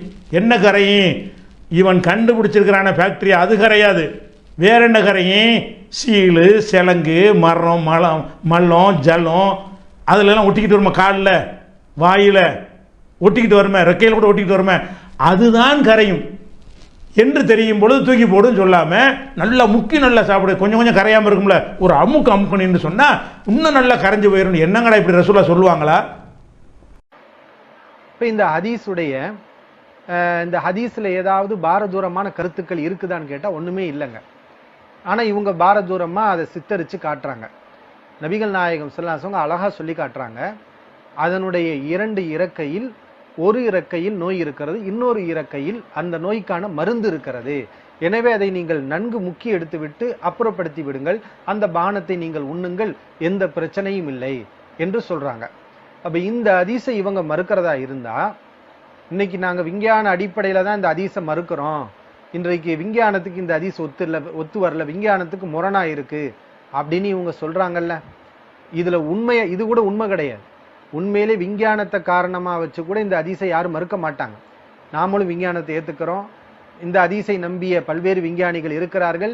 ஆனால் அவர்களுக்கெல்லாம் விஞ்ஞானத்துக்கு முரணாக இந்த ஹதீஸ் தெரியவில்லை. இவங்களுக்கு தெரியுதுன்னா என்ன காரணம்னா, விஞ்ஞானத்துக்கு முரண் கிடையாது, அவர்களுடைய மனோ இச்சைக்கு முரண். அவங்க வெளிப்படையை பார்க்குறாங்க, இது வந்து நமக்கு அருவருப்பா தெரியுது, ஈய முக்கிட்டு எப்படி நம்ம குடிக்கிறது, ஒரு நான் முஸ்லீம் இல்லாதவர்கள், ஈமான் இல்லாதவர்கள் இந்த ஹதீஸை எப்படி ஏத்துக்கிடுவாங்க, அதனாலேயே ஈமான் கெட்டு இப்படி தெரியுறாங்க இவங்க. அதனால் அதான் மறுத்ததுக்குரிய காரணம். உண்மையிலே விஞ்ஞானத்தின் அடிப்படையில் இவங்க மறுக்கிறதா இருந்தா என்ன செஞ்சிருக்கணும்? இந்த ஹதீஸ்ல வந்து ஈயுடைய ரெக்கையை பற்றி பேசப்படுகிறது, ஒரு இறக்கையில் நோய் இருக்கிறது என்று சொல்லப்படுகிறது, இன்னொரு இறக்கையில் அந்த நோய்க்கான மருந்து இருக்கிறது என்று சொல்லப்படுகிறது. விஞ்ஞானத்துல நம்ம ஆராய்ஞ்சு பார்த்தோம். நீ என்ன விஞ்ஞானியா? இந்த ஹதீஸ் நீ மறுக்கக்கூடிய நீ விஞ்ஞானியா? ஒரு இளவும் தெரியாது. ஆனா விஞ்ஞானி பேசுற மாதிரி வெளியில படங்காட்ட மட்டும்தான் தெரியும். அப்ப என்ன செய்யறாங்கன்னா, விஞ்ஞானத்தை பேசுறாங்களா, நீங்க ஆராய்ச்சி பண்ணீங்களா, இந்த ஈயுடைய ஹதீஸை நீங்க ஆராய்ச்சி பண்ணீங்களா, இல்ல ஈய ஆராய்ச்சி பண்ணீங்களா, ஈயுடைய ரெக்கையை ஆராய்ச்சி பண்ணீங்களா, அதுல ஒரு ரெக்கையில நோய் இருக்குதுங்கிறத நீங்க கண்டுபிடிச்சீங்களா, அல்ல விஞ்ஞானிகள் ஏதாவது சொன்னதை வச்சு நீங்க பேசுறீங்களா? விஞ்ஞானிகள் ஈயுடைய ரெக்கையை நாங்க ஆராய்ச்சி பண்ணோம், அந்த ரெக்கையில எந்த விதமான மருந்தும் இல்லை, எந்த விதமான நோயும் இல்லை அப்படின்னு யாராவது சொன்னாங்களா? அப்படி ஒண்ணுமே இல்லையே. விஞ்ஞானம் சொல்ல போனா நமக்கு வந்த தகவல் படி விஞ்ஞானம் இதை உறுதிப்படுத்தியதாகத்தான் சில விஞ்ஞானிகள் சொல்வதாக நம்ம கேள்விப்பட்டிருக்கிறோம். ஆனா அது நமக்கு பெரிய ஆதாரம் கிடையாது. அவங்க சொல்றாங்க, சொல்லாம போறாங்க, அல்லது அதுக்கு மாத்தமா பேசுறாங்க, என்னமும் செஞ்சுட்டு போறாங்க. அது நமக்கு பெரிய விஷயம் கிடையாது. ஆனா இந்த ஹதீஸை மறுக்கக்கூடிய நீங்க இதை பத்தி உங்களுடைய கருத்தை சொன்னீங்களா? ஈயுடைய ரெக்கையை பத்தி உங்களுடைய கருத்து என்ன? அந்த ரெக்கையில இந்த ஹதீஸ் சொல்லக்கூடிய இந்த கருத்து, ரெக்கையில ஒரு ரெக்கையில நோய் இருக்கு, ஒரு ரெக்கையில மருந்து இருக்குன்னு இந்த ஹதீஸ் சொல்லுதே, இது சம்பந்தமாக நீங்க என்ன ஆராய்ச்சி பண்ணீங்க? உங்களுக்கு என்ன ஆராய்ச்சி இருக்கு? அது ஏதாவது உண்டா? ஒண்ணுமே கிடையாது. அதே மாதிரி இந்த ஹதீஸ்ல நபிகள் நாயகம் ஸல்லல்லாஹு அலைஹி வஸல்லம் என்ன சொல்றாங்கன்னா, அதை முக்கி எடுத்து விட்டு உண்ணுங்கள், அந்த நோய்க்குரிய மருந்து அதுல இருக்குது என்று சொல்றாங்க. அப்ப உண்மையிலே இந்த ஹதீஸை இவங்க மறுக்கிறதா இருந்தா, விஞ்ஞான அடிப்படையில நடைமுறைக்கு சாத்தியம் இல்லை என்று இவர்கள் மறுப்பதாக இருந்தா என்ன செஞ்சிருக்கணும்? அந்த ஹதீஸை இவங்க உண்மையிலே செயல்படுத்தி பார்க்கணும். ஒரு ஈ வந்து விழுந்த பானத்தை என்ன செய்யணும்? இவங்க நல்ல முக்கணும், முக்கி ஈயை அப்புறப்படுத்தி விட்டு அந்த பானத்தை இவர்கள் ஆய்வுக்கு உட்படுத்தணும். ஆய்வுக்கு உட்படுத்தி இவங்க பார்வையில லேபுக்கு அனுப்பி அதுல உண்மையிலே கிருமி இருக்கிறதா, அந்த பானம் குடிப்பதற்கு தகுந்த பானமா அல்லது குடிப்பதற்கு தகாத பானமா என்ற ரிசல்ட்டை இவங்க விஞ்ஞானிகள்ட்ட இருந்து வாங்கி இந்த ஆய்வுகளை செஞ்சதுக்கு அப்புறம் நாங்கெல்லாம் ஆய்வு செஞ்சோம், இந்த மாதிரி ரிசல்ட் வந்திருக்கு, ஈ விழுந்த பானத்துல விஷம்தான் இருக்கு, அது குடிப்பதற்கு தகுதியான பானம் கிடையாது, இதை குடிச்சா மனுஷன் சீரழிஞ்சிருவான், ஆனா ஈ விழுகாத பானத்தை நாங்க ஆய்வு பண்ணோம், அது வந்து நல்லா இருக்குது, இந்த ரெண்டையும் ஆய்வு பண்ணி ஈ விழுந்த பானத்தையும் ஆய்வு பண்ணி ஈ விழாத பானத்தையும் ஆய்வு செஞ்சு இந்த மாதிரி ஆய்வு செஞ்சதுக்கு அப்புறம் இந்த ஹதீஸை இவங்க மறுத்தாங்களா? அப்படியும் மறுக்கல, எந்த ஆய்வும் கிடையாது. ஒரு மண்ணாங்கட்டியும் கிடையாது. ஆனா என்ன, நாங்க விஞ்ஞான அடிப்படையில் பார்த்தோம், இந்த ஹதீஸ் வந்து சரியான ஹதீஸ் கிடையாதுன்னு சொல்றாங்கன்னா இவங்க ஆய்வு செஞ்ச அடிப்படையில் மறுக்கிறாங்களா அல்லது மனசுல ஒரு நோய் வந்துருச்சு? இதுக்கு போறதுக்கு முன்னாடி ஒரு அடிப்படையை சொல்லிடுறேன். நம்ம விஞ்ஞானத்துக்கு மாற்றோம் அப்படிங்கிற வகையில் ஹதீஸை மறுத்தோமா? அவ்வளோ கூறுகிட்டு போய் நம்ம இருக்கிறோம். விஞ்ஞானத்துக்கு மாற்றத்துக்காக மறுக்கலை. விஞ்ஞானத்தை எதுக்கு நான் சொன்னேன்னு கேட்டால், இப்படி புழுகுறீங்கல்ல, அது தவறுங்கிறதுக்கு நான் சொன்னேன். அந்த போன வாரம் சொல்லும் பொழுது இந்த மாதிரி விஷம் இருக்குது, ஆய்வுகளை கண்டுபிடிச்சிட்டாங்க, இது மாதிரி பொய்யா சொல்கிறாங்க, அப்படி எதுவுமே இல்லை. நீ விஞ்ஞானத்தை கொண்டு வந்து நிப்பாட்டி முட்டு கொடுக்குற, விஞ்ஞானத்தில் கண்டுபிடிச்சிட்டாங்கன்னு பொய் சொல்கிற. அப்போ கண்டுபிடிச்சிட்டாங்கன்னு சொன்ன செய்தி பொய், அப்படி எதுவும் கண்டுபிடிக்கலை என்பதற்கு தான் நான் விஞ்ஞானத்தை சொன்னேன். நான் மறுத்தது எதுக்கு மறுத்தேன்னு கேட்டால், கெட்டவைகளை ரசூலுல்லாஹ் வந்து அருவருப்பானதை ஹராமாக்குவார்கள், ஹபாயிஸ் அருவருக்கத்தக்கவைகளை ஹராமாக்குவார்கள் என்கிற குர்ஆன் வசனத்துக்கு மாற்றமாக இருக்கிறதுனாலையும், நடைமுறை கண்ணுக்கு தெரிகிற உண்மைக்கு மாற்றமாக இருக்கிறது. விஞ்ஞானத்துக்கு மாற்றம் இல்லை. விஞ்ஞானிகள் ஒரு நாளைக்கு இது சரியுமா, ஒரு நாளைக்கு சரியில்லைம்மா, டீ குடிக்கிறது கெட்டதுமா, அப்புறம் டீ தான் நல்லதுமா, அதெல்லாம் ஒரு காலத்துக்கு காலம் மாறுங்கிற அந்த பேசிக் இல்லாத முட்டாள்கள் நம்ம இருக்கிறோம். விஞ்ஞானிகள் சொல்கிறதில் விஞ்ஞானங்கிறதுல ரெண்டு வகை இருக்குது. விஞ்ஞானங்கிறது வந்து நம்மளே இப்போ கண்ணால் பார்த்து அறிகிறது கூட விஞ்ஞானம் தானே. இப்போ வந்து மலத்தில் உட்காந்து அந்த மலத்தை காலில் ஒட்டிக்கிட்டு வரும்னு விஞ்ஞானி சொல்கிறான். இது மாறவா செய்யும்? உனக்கு வந்து எனக்கு தெரியல, பார்க்குறோம்ல, மலத்தில் உட்காருதில்ல, சளியில் உட்காருதில்ல, சீலில் உட்காருதில்ல, சிரங்கில் உட்காருதா இல்லையா, சாக்கடையில் உட்காருதா இல்லையா? அப்போ எல்லாத்துலேயும் உட்கார்ந்து விட்டு அதுலேயும் வாயை வைத்து அதுலேயும் உறிந்து விட்டு அப்படியே வந்து என்ன செய்கிறது, ஒரு தண்ணீரில் வரும் பொழுது இதில் விஞ்ஞானி என்ன சொல்கிறான்னு கேட்டால், இது ஆராய்ச்சி பண்ணி சொல்கிறது இல்லை, என்னொன்று அதுக்கெலாம் நான் போகலை. இதில் சொல்லக்கூடிய விஷயம் உன் கண்ணுக்கு தெரியுதா இல்லையா? விஞ்ஞானிகள் சொல்கிறாங்கிறதுக்காக இல்லை, விஞ்ஞானியை சொல்லாட்டாலுமே நானே சொல்லலாமே, இதை பெரிய விஞ்ஞானியத்தை படிச்சுட்டு ஒரு தேவையில்லையே. அதில் ஒட்டிக்கிட்டு வருது, ஒட்டிக்கிட்டு வந்து என் உணவில் அது வைக்கிது, அது படுமா படாதா? அது லிக்விடான உணவாக இருந்தால் அதில் கலக்குமா கலக்காதா? அப்படி கலக்கும்னு இருக்கக்கூடிய ஒன்றை வந்து அதை வந்து முக்கி தூக்கி எறிஞ்சு ரசூலுல்லாஹ் சொன்னாங்க, இப்படி வருது, அது மொத்தத்தில் கெட்டதாக போச்சே, அருவருக்கத்தக்கதாக ஆயிடுச்சேன்னு சொன்னால் அதுக்கு ஒரு விஷயம் ஹபீஸான பார்த்து அருவருக்கத்தக்க பார்த்தா நமக்கு தெரியும் புழு. அப்போ அருவருக்கத்தக்கதாக இருக்கிற ஒன்றை வந்து ரசூலுல்லாஹ் ஹராமாக்குவார்கள்னு வரும் பொழுது அது நல்லது இருக்காது. அப்படிங்கிறதுக்காக வேண்டி நம்ம ஒரு விளக்கம் சொல்கிறோம். விஞ்ஞானத்துக்கு மாற்றங்கிறதுக்காகலாம் சொல்லவே கிடையாது. நீங்கள் விஞ்ஞானத்தில் இருக்குது என்று புருடா விடும் பொழுது தான் இது எங்கப்பா விஞ்ஞானத்தில் நான் கேட்டிருக்கிறேன், விளங்குதா? நமக்கு வந்து ஏற்கனவே நான் விதி பிரகாரம் கண்ணுக்கு முன்னாடி தெரிகிறது, கண்ணுக்கு முன்னாடி மலம் இருக்கிறது, மலத்தை சாப்பிட்டால் அது வந்து கெடுதி என்று ஒருத்தர் சொல்கிறார். இதுக்கு என்ன ஆராய்ச்சியை பண்ணனு, நீ விஞ்ஞானியா? அடே, மலம் கெடுதி தெரியுதான செய்தி எல்லாரும் தெரியலடா. அப்போ கேட்ட கேள்விக்கு நீ விஞ்ஞானத்தில் இருக்குன்னு நிரூபிக்கிறதுக்கு பொய்யா சொல்லும் பொழுது தான் விஞ்ஞானத்தில் இப்படி இருக்கு காட்டுன்னு விஞ்ஞானத்துக்கு கவுண்டர் நம்ம கொடுக்குறோம். எங்கே விஞ்ஞானத்தில் சொல்லு? அப்படி இது இஸ்லாமா? இதில் என்ன ஒரு மார்க்க வழிகாட்டுதல் இருக்கிறது? பெரிய முன்னறிவிப்பு ரசூலுல்லாஹ் சென்றார் கஞ்சானத்தை அப்படி கண்டுபிடிச்ச மாதிரி பேசுகிறானுவோ. அப்படிலாம் ஒன்றுமே, ஒரு ரெக்கையில் விஷம் ஒரு ரெக்கையில் மருந்துங்கிறது கிடையவே கிடையவே கிடையாது என்பதை இப்போ ஆராய்ச்சி பண்ணி அவன் சொல்லிட்டான்ல, அதில் தெரிஞ்சு போச்சு. நீ கண்டுபிடிச்சான்னு கேட்குறான்ல, நீ கண்டுபிடிச்சதாக சொல்கிற மேட்ரு அதில் தெரிஞ்சு போச்ச, ரெண்டு வரலையே. நீ என்ன, நான் விஞ்ஞானத்தில் கண்டுபிடிச்சனான்னு கேட்குற கூமுட்டை, நீ கண்டுபிடிச்சதா சொல்கிறிய, அந்த கண்டுபிடிப்புலையே ரெண்டு விஷயம் அதில் இல்லைன்னு தந்துருச்ச, நீ தானே ஆதாரமாக காட்டுற. அதில் நல்லதாக இருக்குன்னு தானே வருது, நோய் எதிர்ப்பு சக்தி தான் இருக்குன்னு வருது, அதில் விஷம் இருக்குன்னு வரக்கானமே. அப்போ நீ போட்ட உன் கையை கொண்ட உன் கண்ணை குத்திக்கிட்ட, அதில் ஒன்றுமே இல்லை. நீ ஆராய்ச்சி பண்ணனியா? நான் பண்ணலப்பா, நீ எது ஆராய்ச்சின்னு பண்ணனியோ அது சொல்லுது. என்ன சொல்லுது? ஒரு ரெக்கையில் விஷமும் இல்லை, ஒரு ரெக்கையில் மருந்தும் இல்லைன்னு சொல்லி பிடிச்சிப்ப இருந்து ஆராய்ச்சி பண்ண அதை கண்டுபிடிச்சி அதுவும் சேர்ந்து வந்திருக்குமே. அவன் ஆராய்ச்சி பண்ணிவிட்டானே, நீ விஞ்ஞானியான்னு கேட்குறாங்க. அப்போ நீ விஞ்ஞானியா? அது பரப்புன நீ விஞ்ஞானியா? விஞ்ஞானத்தில் இருக்குன்னு தான் நீ பரப்புன, பொய்ய பரப்புன. அப்போ அது ஒரு விஷயத்தை பார்க்கணும். அதனால் வந்து ஒரு அந்த சம்பந்தமாக, அதாவது விழுந்த ஒரு பானத்தில் விழுந்து விட்டால் அந்த ஈயை நல்லா முக்கி அப்புறம் தூக்கி போடுங்க. தூக்கி போட்டு சாப்பிடுங்கன்னா சாதாரண விஷயமா போயிடும். அதில் என்ன மேட்ரு வருதுன்னு கேட்டால், ஈயை நல்லா அமுக்கி விட்டு தூக்கி போடுங்க. ஏனென்று கேட்டால், அது ஒரு சிறகில் வந்து விஷமும் ஒரு சிறகில் வந்து மருந்தும் இருக்கிறது என்று ரசூல் ஸல்லல்லாஹு அலைஹி வஸல்லம் சொன்னார்கள்ங்கிற ஒரு செய்தியை சொல்லும் பொழுது இது வந்து ஆத்தன்டிக்கான செய்தி இல்லை அப்படின்னு நான் என்ன செஞ்சிருந்தேன் சொல்லி இருந்தேன். தொடர்பான செய்தி குர்ஆனுக்கு முரணாக உள்ளதாக இவர்களின் கூற்று மிக தவறானதாகும். தூய்மையானவற்றை உண்ண வேண்டும் என்பதும் கெட்டவற்றை நபி அவர்கள் தடை செய்துள்ளார் என்பதும் சரியே. ஆனால் விழுந்த பானம் கெட்டது, அது தூய்மையானது அல்ல என்பது தவறான முடிவாகும். இதை புரிந்து கொள்ள ஒரு அடிப்படையை முதலில் அறிந்து கொள்வோம். எந்த ஒரு பொருளை எடுத்துக்கொண்டாலும் 100% அது தூய்மையானதாக இருக்காது, நல்லவையாக இருக்காது. தூய்மையான பொருள்கள் சிலவற்றிலும் சில கெட்ட அம்சங்கள் இருக்கவே செய்யும். கெட்ட பொருள்கள் சிலவற்றிலும் சில நல்ல அம்சங்கள் உண்டு. ஒரு பொருளில் உள்ள குறைவான அம்சத்தை கவனத்தில் கொள்ளாமல் மிகுதியாக என்ன உள்ளதோ அதன் மூலமே அப்பொருள் நல்லவையா கெட்டவையா என முடிவு செய்யப்படும். மதுவிலும் சில நல்ல அம்சங்கள் உண்டு என்று திருக்குர்ஆன் கூறுகிறது. ஆனால் மிகுதியாக கெடுதியே உள்ளதால் அதை கெட்டது என திருக்குர்ஆன் தீர்ப்பளிக்கிறது. மிகுதியாக என்ன உள்ளது என்பதை வைத்து முடிவு செய்ய வேண்டும் அடிப்படையை இதன் மூலம் திருக்குர்ஆன் கற்றுத்தருகிறது. இப்போது விழுந்த பானத்தை எடுத்துக்கொள்வோம். விழுந்த ஈக்களில் சில கிருமிகள் உள்ளன என்பதால் அது விழுந்த பானம் முழுவதும் கெட்டது என்று ஆகிவிடாது.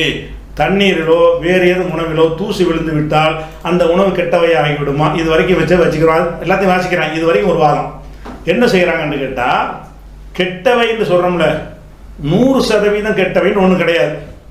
எந்த ஒரு நல்ல வகையிலையும் ஒரு கெட்டது இருக்கும், எந்த ஒரு கெட்டதுலையும் ஒரு நல்லது இருக்கும்.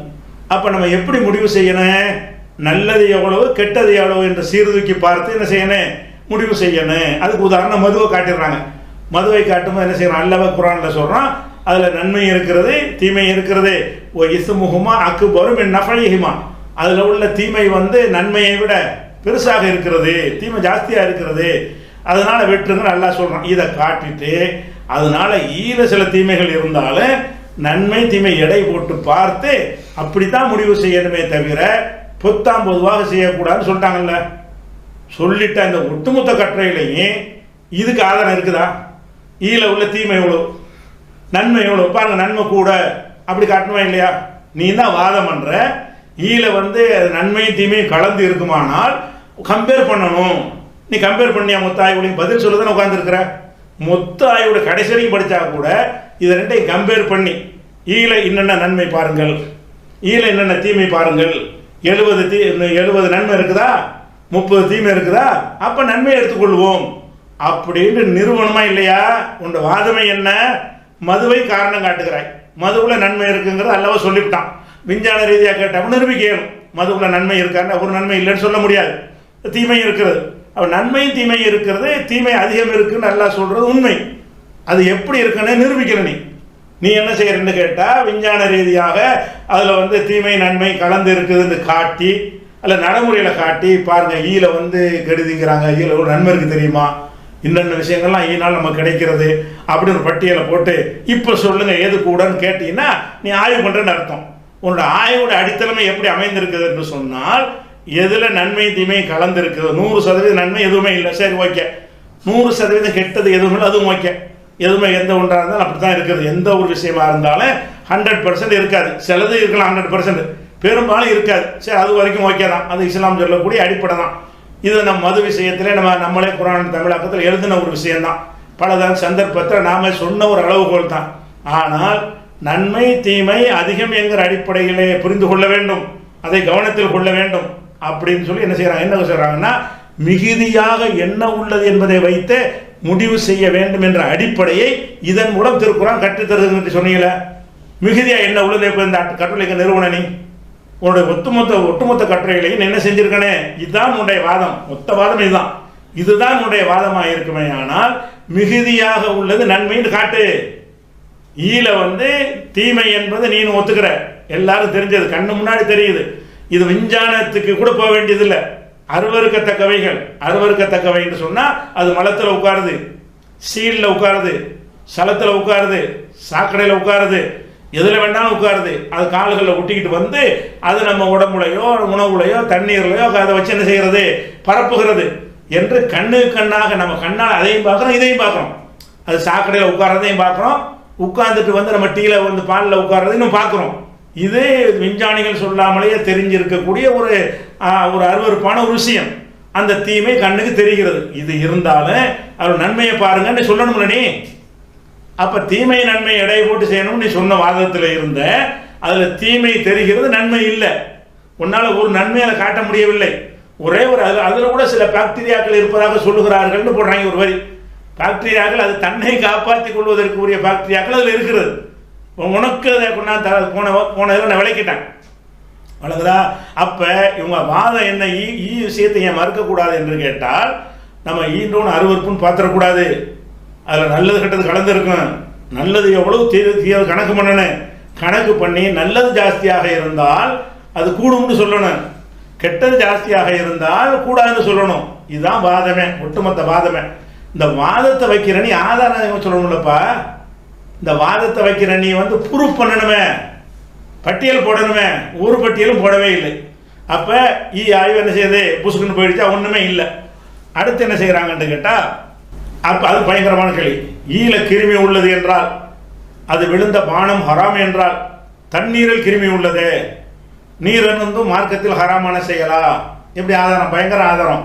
அப்போ தண்ணியிலும் இருக்குது அப்படின்னு சொல்லி இதை வச்சுக்கிட்டு சொன்னீங்கன்னா, மலம் இருக்குல்ல, மலம் மனுஷன் போட்ட மலம், அதை தண்ணியில் கரைச்சி ஒருத்தன் குடிக்க சொல்கிறான். ஏன்டா கெட்டது, அது கெட்டதுன்னா தண்ணி தான் கெட்டது அப்படி சொல்லுவியா நீ? அருவருப்புன்னு பண்ண தெரிஞ்ச ஒரு நீ சொன்னதில் பதில் இருக்கிறது.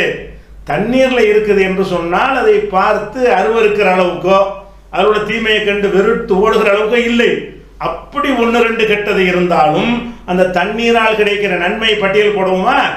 தண்ணீர் குடிக்க என்ன ஆகும், தண்ணீர் குடித்தால் உடம்புக்கு என்னென்ன கிடைக்கும் என்று பட்டியல் போட்டால் அந்த நன்மைகளோடு ஒப்பிடும் பொழுது சின்ன சின்ன ஒரு தீமைகள் அதில் இருக்கும் என்று சொன்னால் அது ஒன்றும் இல்லாமல் போயிடும். தண்ணீருடைய நன்மைகள் தீமைகள் எடுத்து பார்த்தீங்கன்னா அதுக்கான சாக்கடை தண்ணியை குடிக்க மாட்டோம், அதில் தீமை ஜாஸ்தியாக இருக்கும். சாதாரண தண்ணி, அந்த தண்ணீரில் எடுத்தால் கூட சில ஏதாவது கேடு தரக்கூடிய என்ன மாதிரி இருக்குமான்னு கேட்டால் இருக்க வாய்ப்பு இருக்கிறது.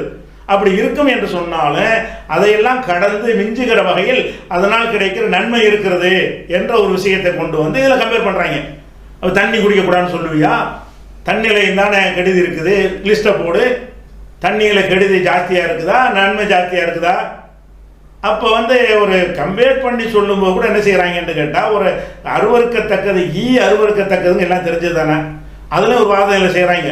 அதாவது அருவருக்கத்தக்கதுன்னா ஒருத்தருக்கு எது வேணாலும் நல்லது கூட ஒருத்தருக்கு பிடிக்காம போயிடும், அதெல்லாம் ஒரு கணக்கா அப்படின்னு கேட்குறாங்க. அருவருக்கத்தக்க ஒரு அர்த்தம் என்னன்னு கேட்டால், வெகுஜன பார்வை. வெகுஜன பார்வையில் ஒருத்தனுக்கு நல்ல ஒரு மாட்டு இறைச்சி கூட அருவருக்கத்தக்கதாக ஒருத்தனுக்கு தெரியும். எல்லாருக்கும் அப்படி தெரியுமான்னு தெரியாது. ஒருத்தனுக்கு என்ன செய்யும்னா அந்த மாட்டு மூத்தனை கூட நல்லதாக தெரியும் அவனுக்கு. அது வெகுஜன அதை கூட குடிப்பாங்க. அது ஒரு சின்ன ஒரு செக்டரில் இருப்பாங்க. பொதுவான புத்தி என்ன என்று கேட்டால், இது அருவருக்கத்தக்கது, இது நல்லது, அதாவது மெஜாரிட்டி பெரும்பான்மை அடிப்படையில் முடிவெடுக்கணுமே தவிர அருவருக்கத்தக்கது என்பதை 1-2 வச்சுட்டு என்ன செய்யக்கூடாது. ஒருத்தனுக்கு பிடிக்கல அதை வச்சுட்டு முடிவெடுக்கக்கூடாது. எனக்கு கூட கோழி இறைச்சி பிடிக்காது, அதனால் அருவருக்கத்தக்கதாகவும் ஆகாது. எனக்கு பிடிக்காது, அவ்வளோதான். எனக்கு பிடிக்காதுன்னு சொன்னவங்க கூட அந்த கோழியை நீ சாப்பிடாதுன்னு யாருக்கும் சொல்ல மாட்டான். ஒருத்தன் தனக்கு எது பிடிக்காது என்று சொல்லுகிறானோ அந்த ஒன்றை அடுத்தவன் சாப்பிடும்போது தடுக்க மாட்டான். அப்போ இவங்க என்ன செய்கிறாங்கன்னு கேட்டால், இதுக்கு உதாரணமாக பூனையை கொண்டாந்து விடுறாங்க. ரசூலுல்லாஹ் என்ன செய்யாங்களா, அந்த பூனை உங்களை சுற்றி வரக்கூடிய பிராணிகள், அந்த பூனைகள் வாய் வைத்த தண்ணீர் நஜீஸ் ஆகாது. அதை ஒழு செய்யும் பொழுது ஒருத்தர் என்ன செய்கிறார், ஒரு சஹாபி ஒழு செய்கிறார், அந்த ஆட்சிகளை கொடுத்துருக்குறாங்க. ஒழு செய்யும் பொழுது அதுக்கு பூனை வந்தோடனே பூனைக்கு தண்ணி பானத்தை அந்த பாத்திரத்தை சாய்க்கிறார் குடிப்பதற்காக வேண்டி. அப்போ அவங்க மகள் ஆச்சரியம் பார்த்துட்டு இருக்கிறாங்க, என்ன இந்த மாதிரி செய்கிறீங்களே? இல்லை, அந்த பூனைகள் உங்களை சுற்றி வரக்கூடியது, அது வாய் வைத்தால் நஜீஸ் ஆகாது என்று ரசூலுல்லாஹ் சொல்லிட்டாங்க அப்படின்னு வருது. இதை வச்சுக்கிட்டு அவள் பூனை வாய் வைத்ததை ஏன் நஜீஸ் என்று சொல்லவில்லை? ஏன்னா ரசூலுல்லாஹ் நஜீஸ் இல்லைன்ட்டாங்க. பூனையில் அப்படி அருவருக்கத்தக்கது இல்லையே. மாதிரி பூனையை ஈ வளர்க்குற நினைச்சிருக்கிறான் உலகத்தில். பூனையை வளர்க்குறோம், ரசூலுல்லாஹ் வளர்த்தாங்க, சஹாபாக்கள் வளர்த்தாங்க, இன்னைக்கு நான் வளர்க்குறேன், நீங்கள் வளர்க்குறீங்க, எல்லாரும் வளர்க்குறோம். பூனை என்பது அதைத்தான் திங்கக்கூடாது, பூனையை அறுத்து திங்கக்கூடாது, அது விஷப்பல்லு அந்த ஒரு கேட்டகரியில் வர்றதுனால பூனையை அறுத்து சாப்பிடக்கூடாது என்ற வகையில் அது ஹராம். அதே நேரத்தில் பூனை அறுத்து வெறுத்து ஒதுக்கப்படுற ஒன்றாக இருக்கிறதா? வீட்டில் நம்மளோட நம்ம தோளில் உட்காந்துக்கிறோம், படுத்துக்கிறோம், மடியில் உட்காந்து கொள்ள அபூ ஹுரைரா பூனையின் தந்தைன்னு பேர் வைக்கிற அளவுக்கு பூனை வச்சுருந்தாங்க. இன்றைக்கி எல்லாம் வச்சுட்டு இருக்கிறாங்க. பூனை வளர்க்காத ஒருத்தன் கூட பூனை அருவருக்கத்தக்கதாக பார்க்க மாட்டான். அது ஒரு விஷயம். அது போக இன்னைக்கு விஞ்ஞானத்தினையும் பார்த்தா கூட உலகத்தில் உள்ள பிராணிகளில் பூனை மாதிரி சுத்தமான பிராணி கிடையாது. பூனை மாதிரி தன்னை உடலை சுத்தமாக வைத்துக் கொள்வதில் வந்து அவ்வளோ நீட்டாக இருக்கும். அது நாக்கில் அதுக்கான தன்மைகள்லாம் இருக்கிறது. அது விஞ்ஞான விஷயமா போயிடும். அது என்ன செய்யும், உடம்புல கூட ஒரு எந்த ஒரு இருந்தால் நாக்கை வச்சு என்ன செய்யும், உறிஞ்சி எடுத்து அது குழாயாக நாக்கு இருக்குமா. நாக்கு டிஃப்ரெண்ட்டான நாக்கு பூனைக்கு மட்டும். அந்த மாதிரியான ஒரு விஷயமா இருக்கிறதுனால அது ரொம்ப ரொம்ப சுத்தமான பிராணி என்று தான் இந்த பூனையை பற்றி உள்ள ஆய்வுகளை படி. பூனைங்கிறது உலகத்திலேயும் அருவருக்கத்தக்கதாக இல்லை.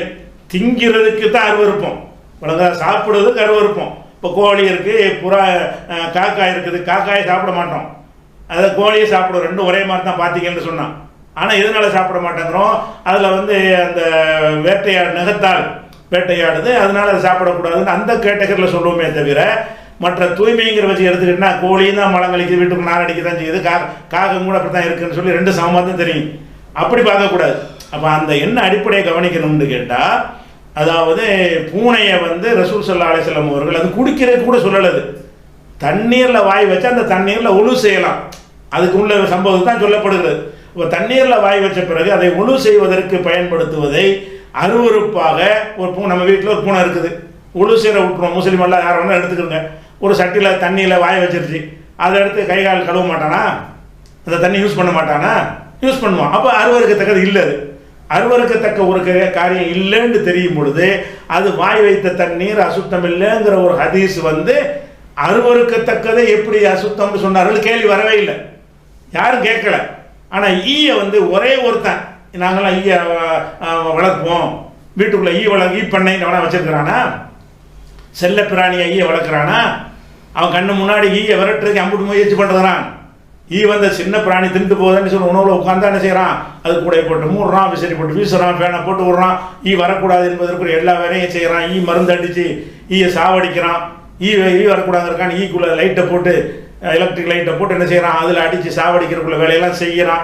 அந்த ஈ என்பதை வந்து இவ்வளவுக்கு எல்லாரும் வெறுக்கிற ஒரு விஷயமாக இருக்கும் பொழுது அருவருக்கத்தக்கதாக அந்த ஈ அருவருக்கத்தக்கது, அதனுடைய செயல்பாடுகள் அருவருக்கத்தக்கது, அதில் தீமை தான் இருக்கிறது, நன்மை இருக்குங்கிறது, அதை காத்துக்கொள்வதற்குரிய பாக்டீரியாக்கள் அதில் இருக்கிறது. இவ்வளவு அசுத்தத்தில் இருந்தும் கூட அதை பாதிக்காது என்கிற அளவில் மட்டும்தான் அதில் சொல்லியிருக்கிறார்களே தவிர இதை கொண்டே பூனையோட இப்படி கம்பேர் பண்ணுற, பூனை அருவருக்கத்தக்கதா இல்லையே, யார் அருவருக்கத்தக்க, அதுக்கு நாயை கொண்டாந்து அடுத்து என்ன செய்யறது, நாயை வந்து வாய் வைத்தால் தண்ணீர் பாத்திரத்தை 7 முறை கழுவுங்கள்னு சொன்னாங்க. ஆமாம், 7 முறை கழுவுங்க. நாயுடைய தண்ணி நாக்கில் வந்து அந்த விஷத்தன்மை இருக்கிறது. எல்லாருமே சொல்கிறாங்க நாய் வளர்க்குறதுல கவனமாக இருக்கணும். நாய் வளர்க்கக்கூடியவர்களுக்கு அந்த மாதிரியான என்ன செய்கிறாங்க, பாடங்கள்லாம் சொல்லி அதுக்கெல்லாம் கிளாஸ்லாம் நடத்தி தான் நாயை வளர்க்குறாங்க. இப்போ நாயில் வந்து விஷம் இருக்கிறது, அது கடிச்சுன்னு சொன்னால் அதுக்கு பயங்கரமான ஊசிலாம் போட வேண்டியிருக்கும், நாய் மாதிரியே குலைச்சி செத்து போகிற மாதிரிலாம் கேள்விப்படுறோம்.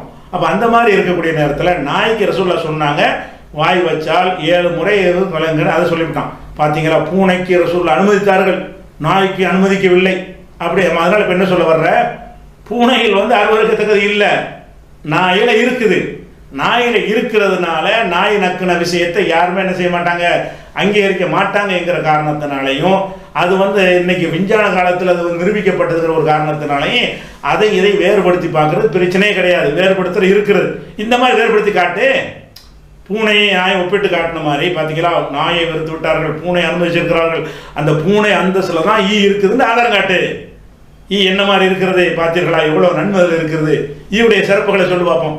இப்போ பூனையுடைய சிறப்புகள் இருக்குல்ல, அது மாதிரி ஈயுடைய சிறப்புகள் என்ன தெரியுமா அப்படின்னு சொல்லி வந்து நீ என்ன செய்யணும், பட்டியல் போட்டுட்டு அப்போ நீ பூனையோட கம்பேர் பண்ணணும். அடுத்து என்ன செய்கிறாங்கன்னு கேட்டால், அதே நாயிலேயே ரசூலுல்லாஹ் நினைஞ்சாங்கன்ற வேட்டைக்கு அனுமதிச்சாங்க. நாய் என்ன செஞ்சாங்க, வேட்டையாடுவதற்கு நாய் அனுமதிச்சாங்க. நாய் வந்து பாத்திரத்தில் நாக்க வச்சுட்டா 7 முறை கழுவு சொல்லிட்டாங்க. அதே நேரத்தில் அது வேட்டையாடி கொண்டு வந்தால் சாப்பிடுட்டாங்க. அது ஏன் அப்படின்னு கேட்குறாங்க. அட வேட்டையாடி கொண்டு வந்தால் சாப்பிட்றதுனா என்ன அர்த்தம், அதிலே ஹதீஸில் விவரம் இருக்கிறது.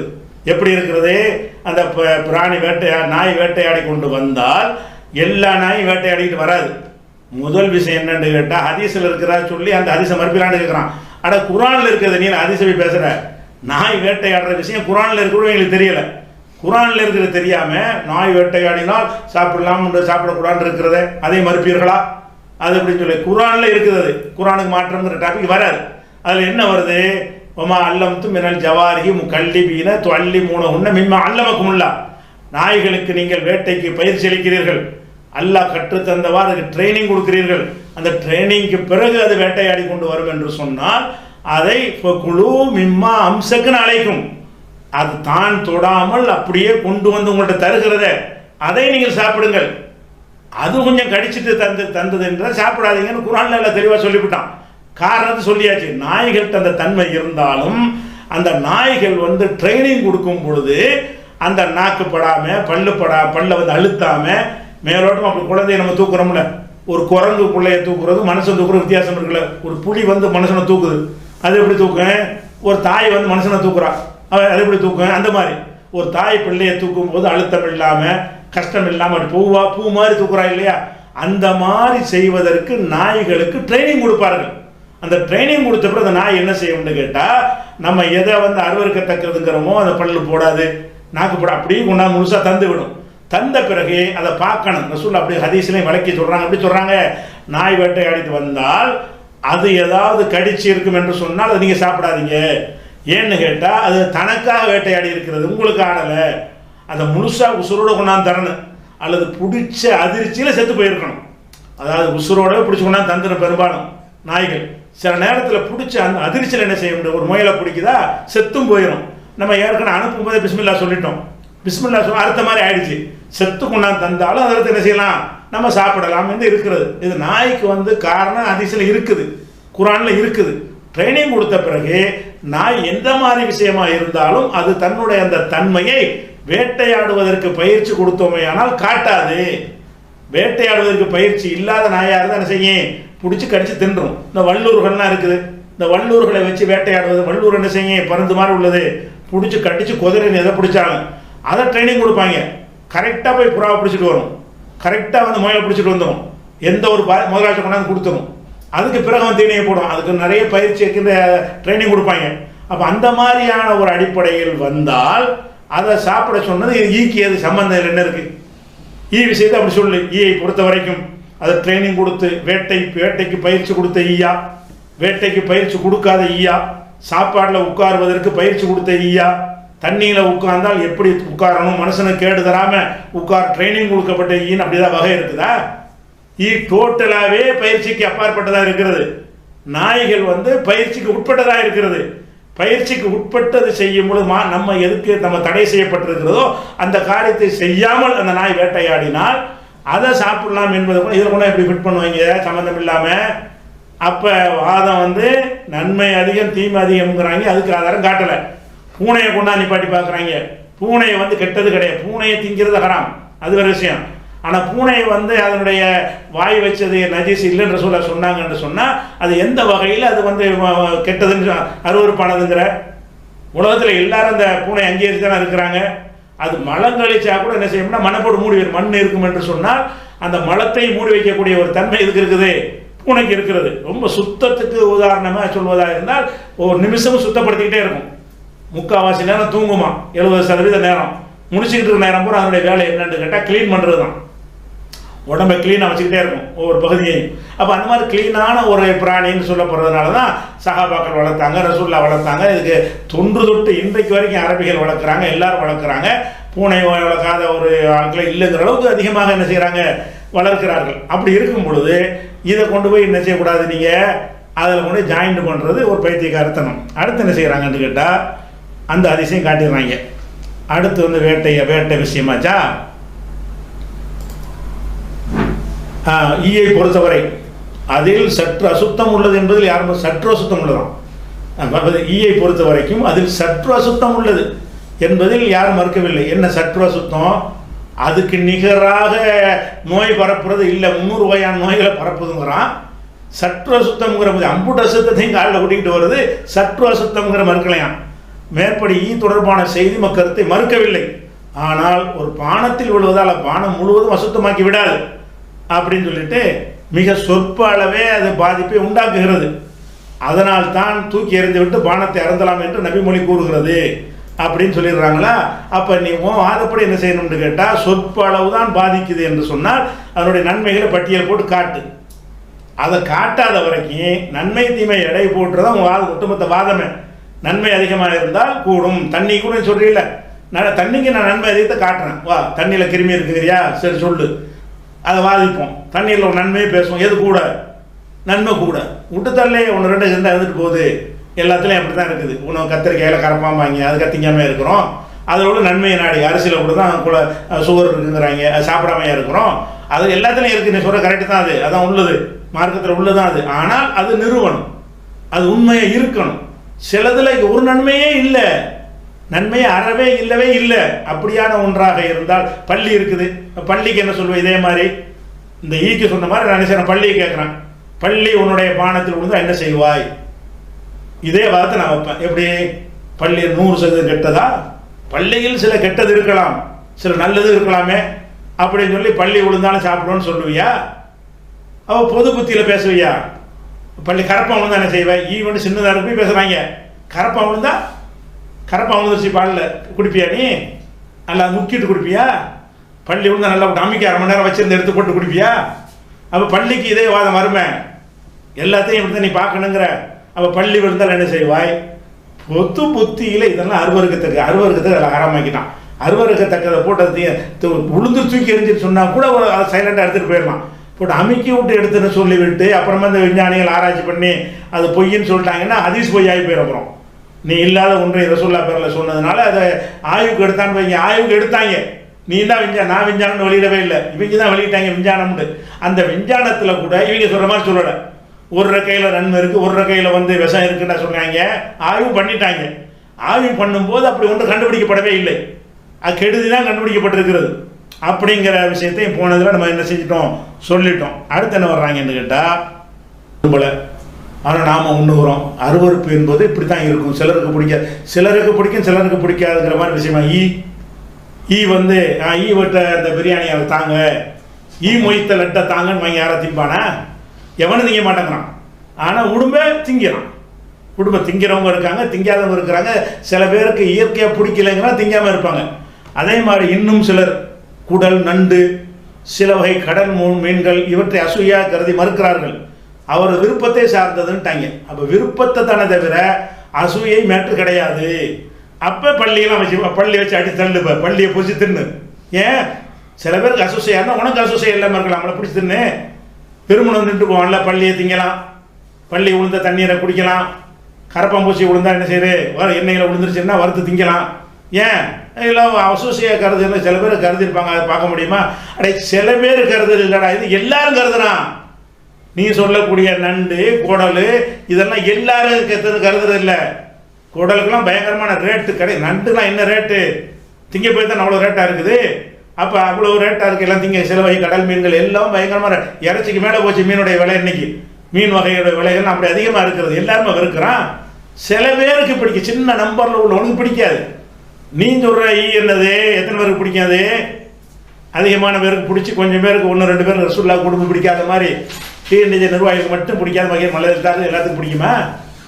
அப்போ அது ஒரு விஷயம். இதெல்லாம் ஒரு அர்த்தமற்றது.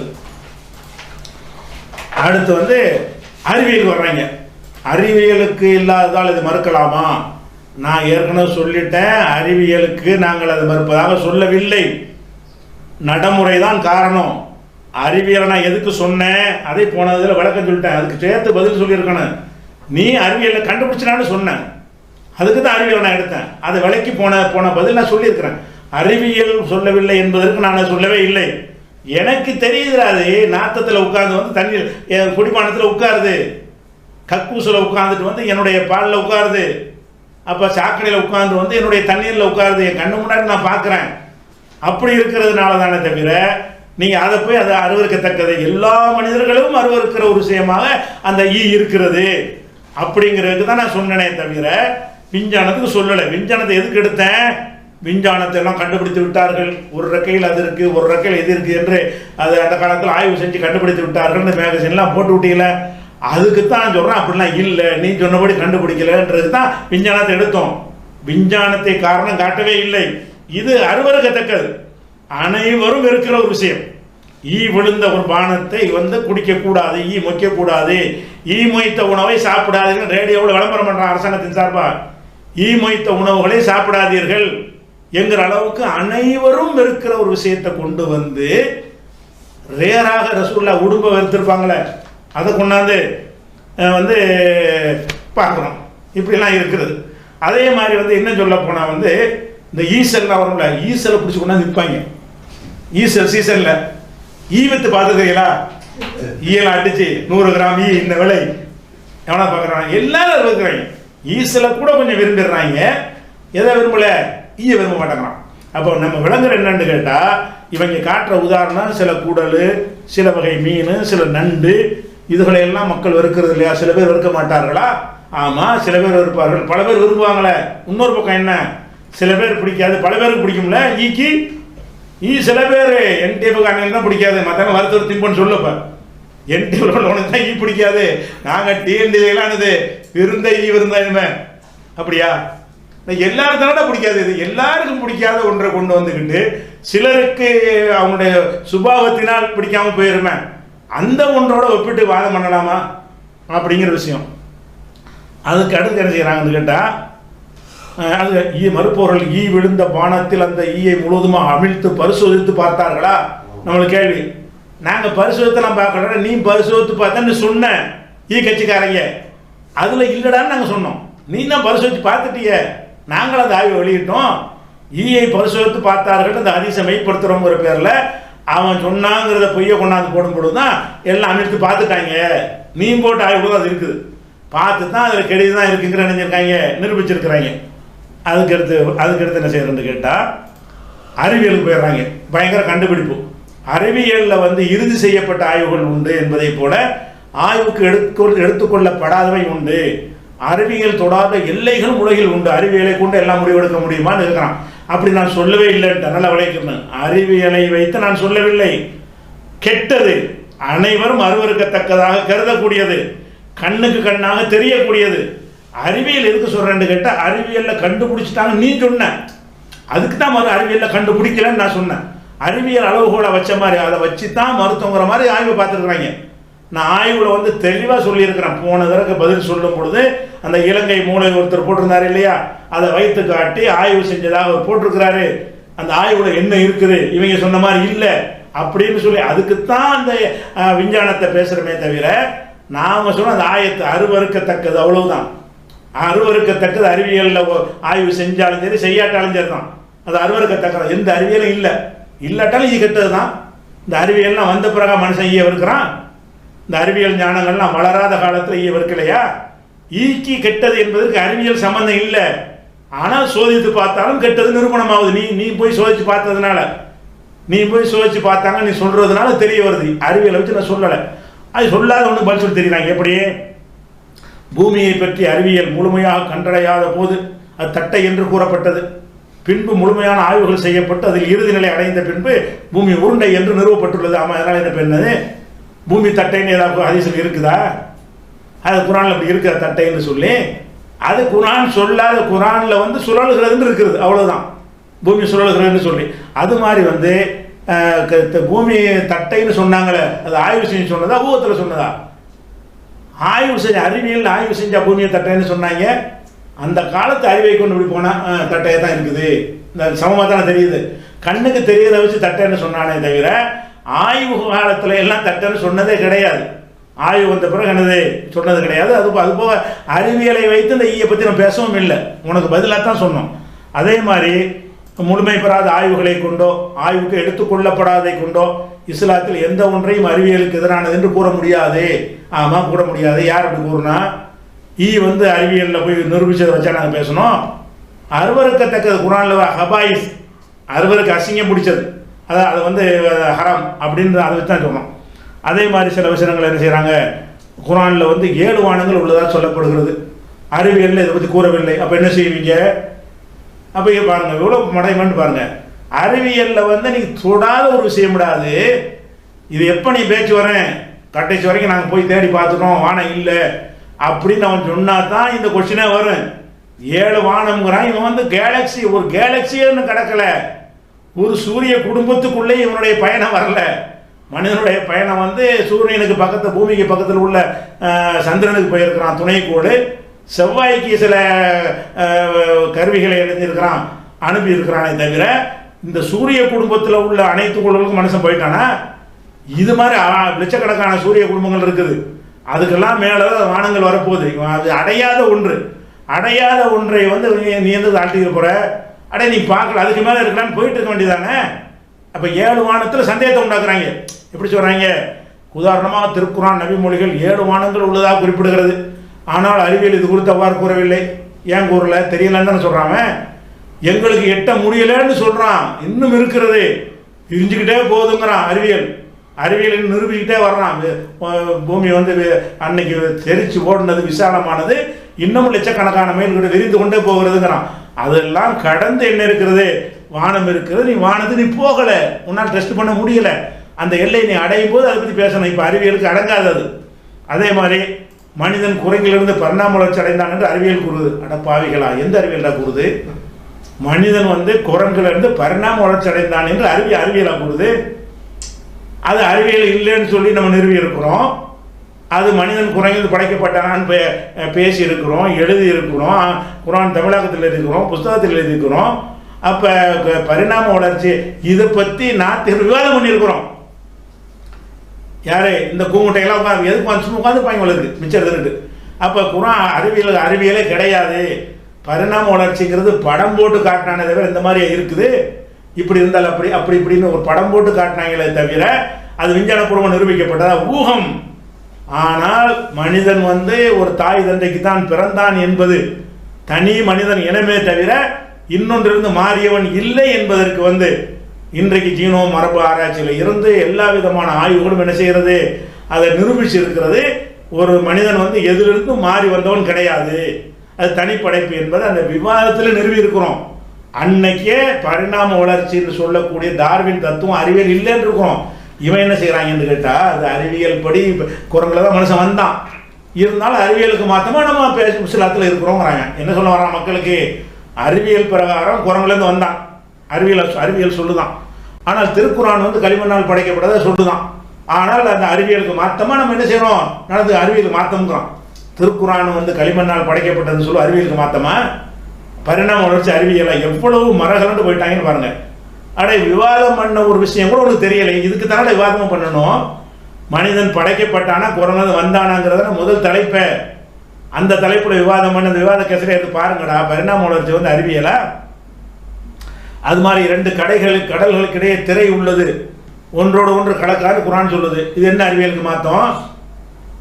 இது அன்னைக்கு தெரியாத காலத்தில் எப்படி நம்பியிருப்பார்கள்? தெரியாத காலத்தில் திரை இருக்குன்னு நம்பியிருப்பார்கள். என்ன திரை இருக்கு திரை இல்லைன்னு கண்டுபிடிச்சி அந்த முரணா கொண்டாந்து நிப்பாட்டானே எவனாச்சு?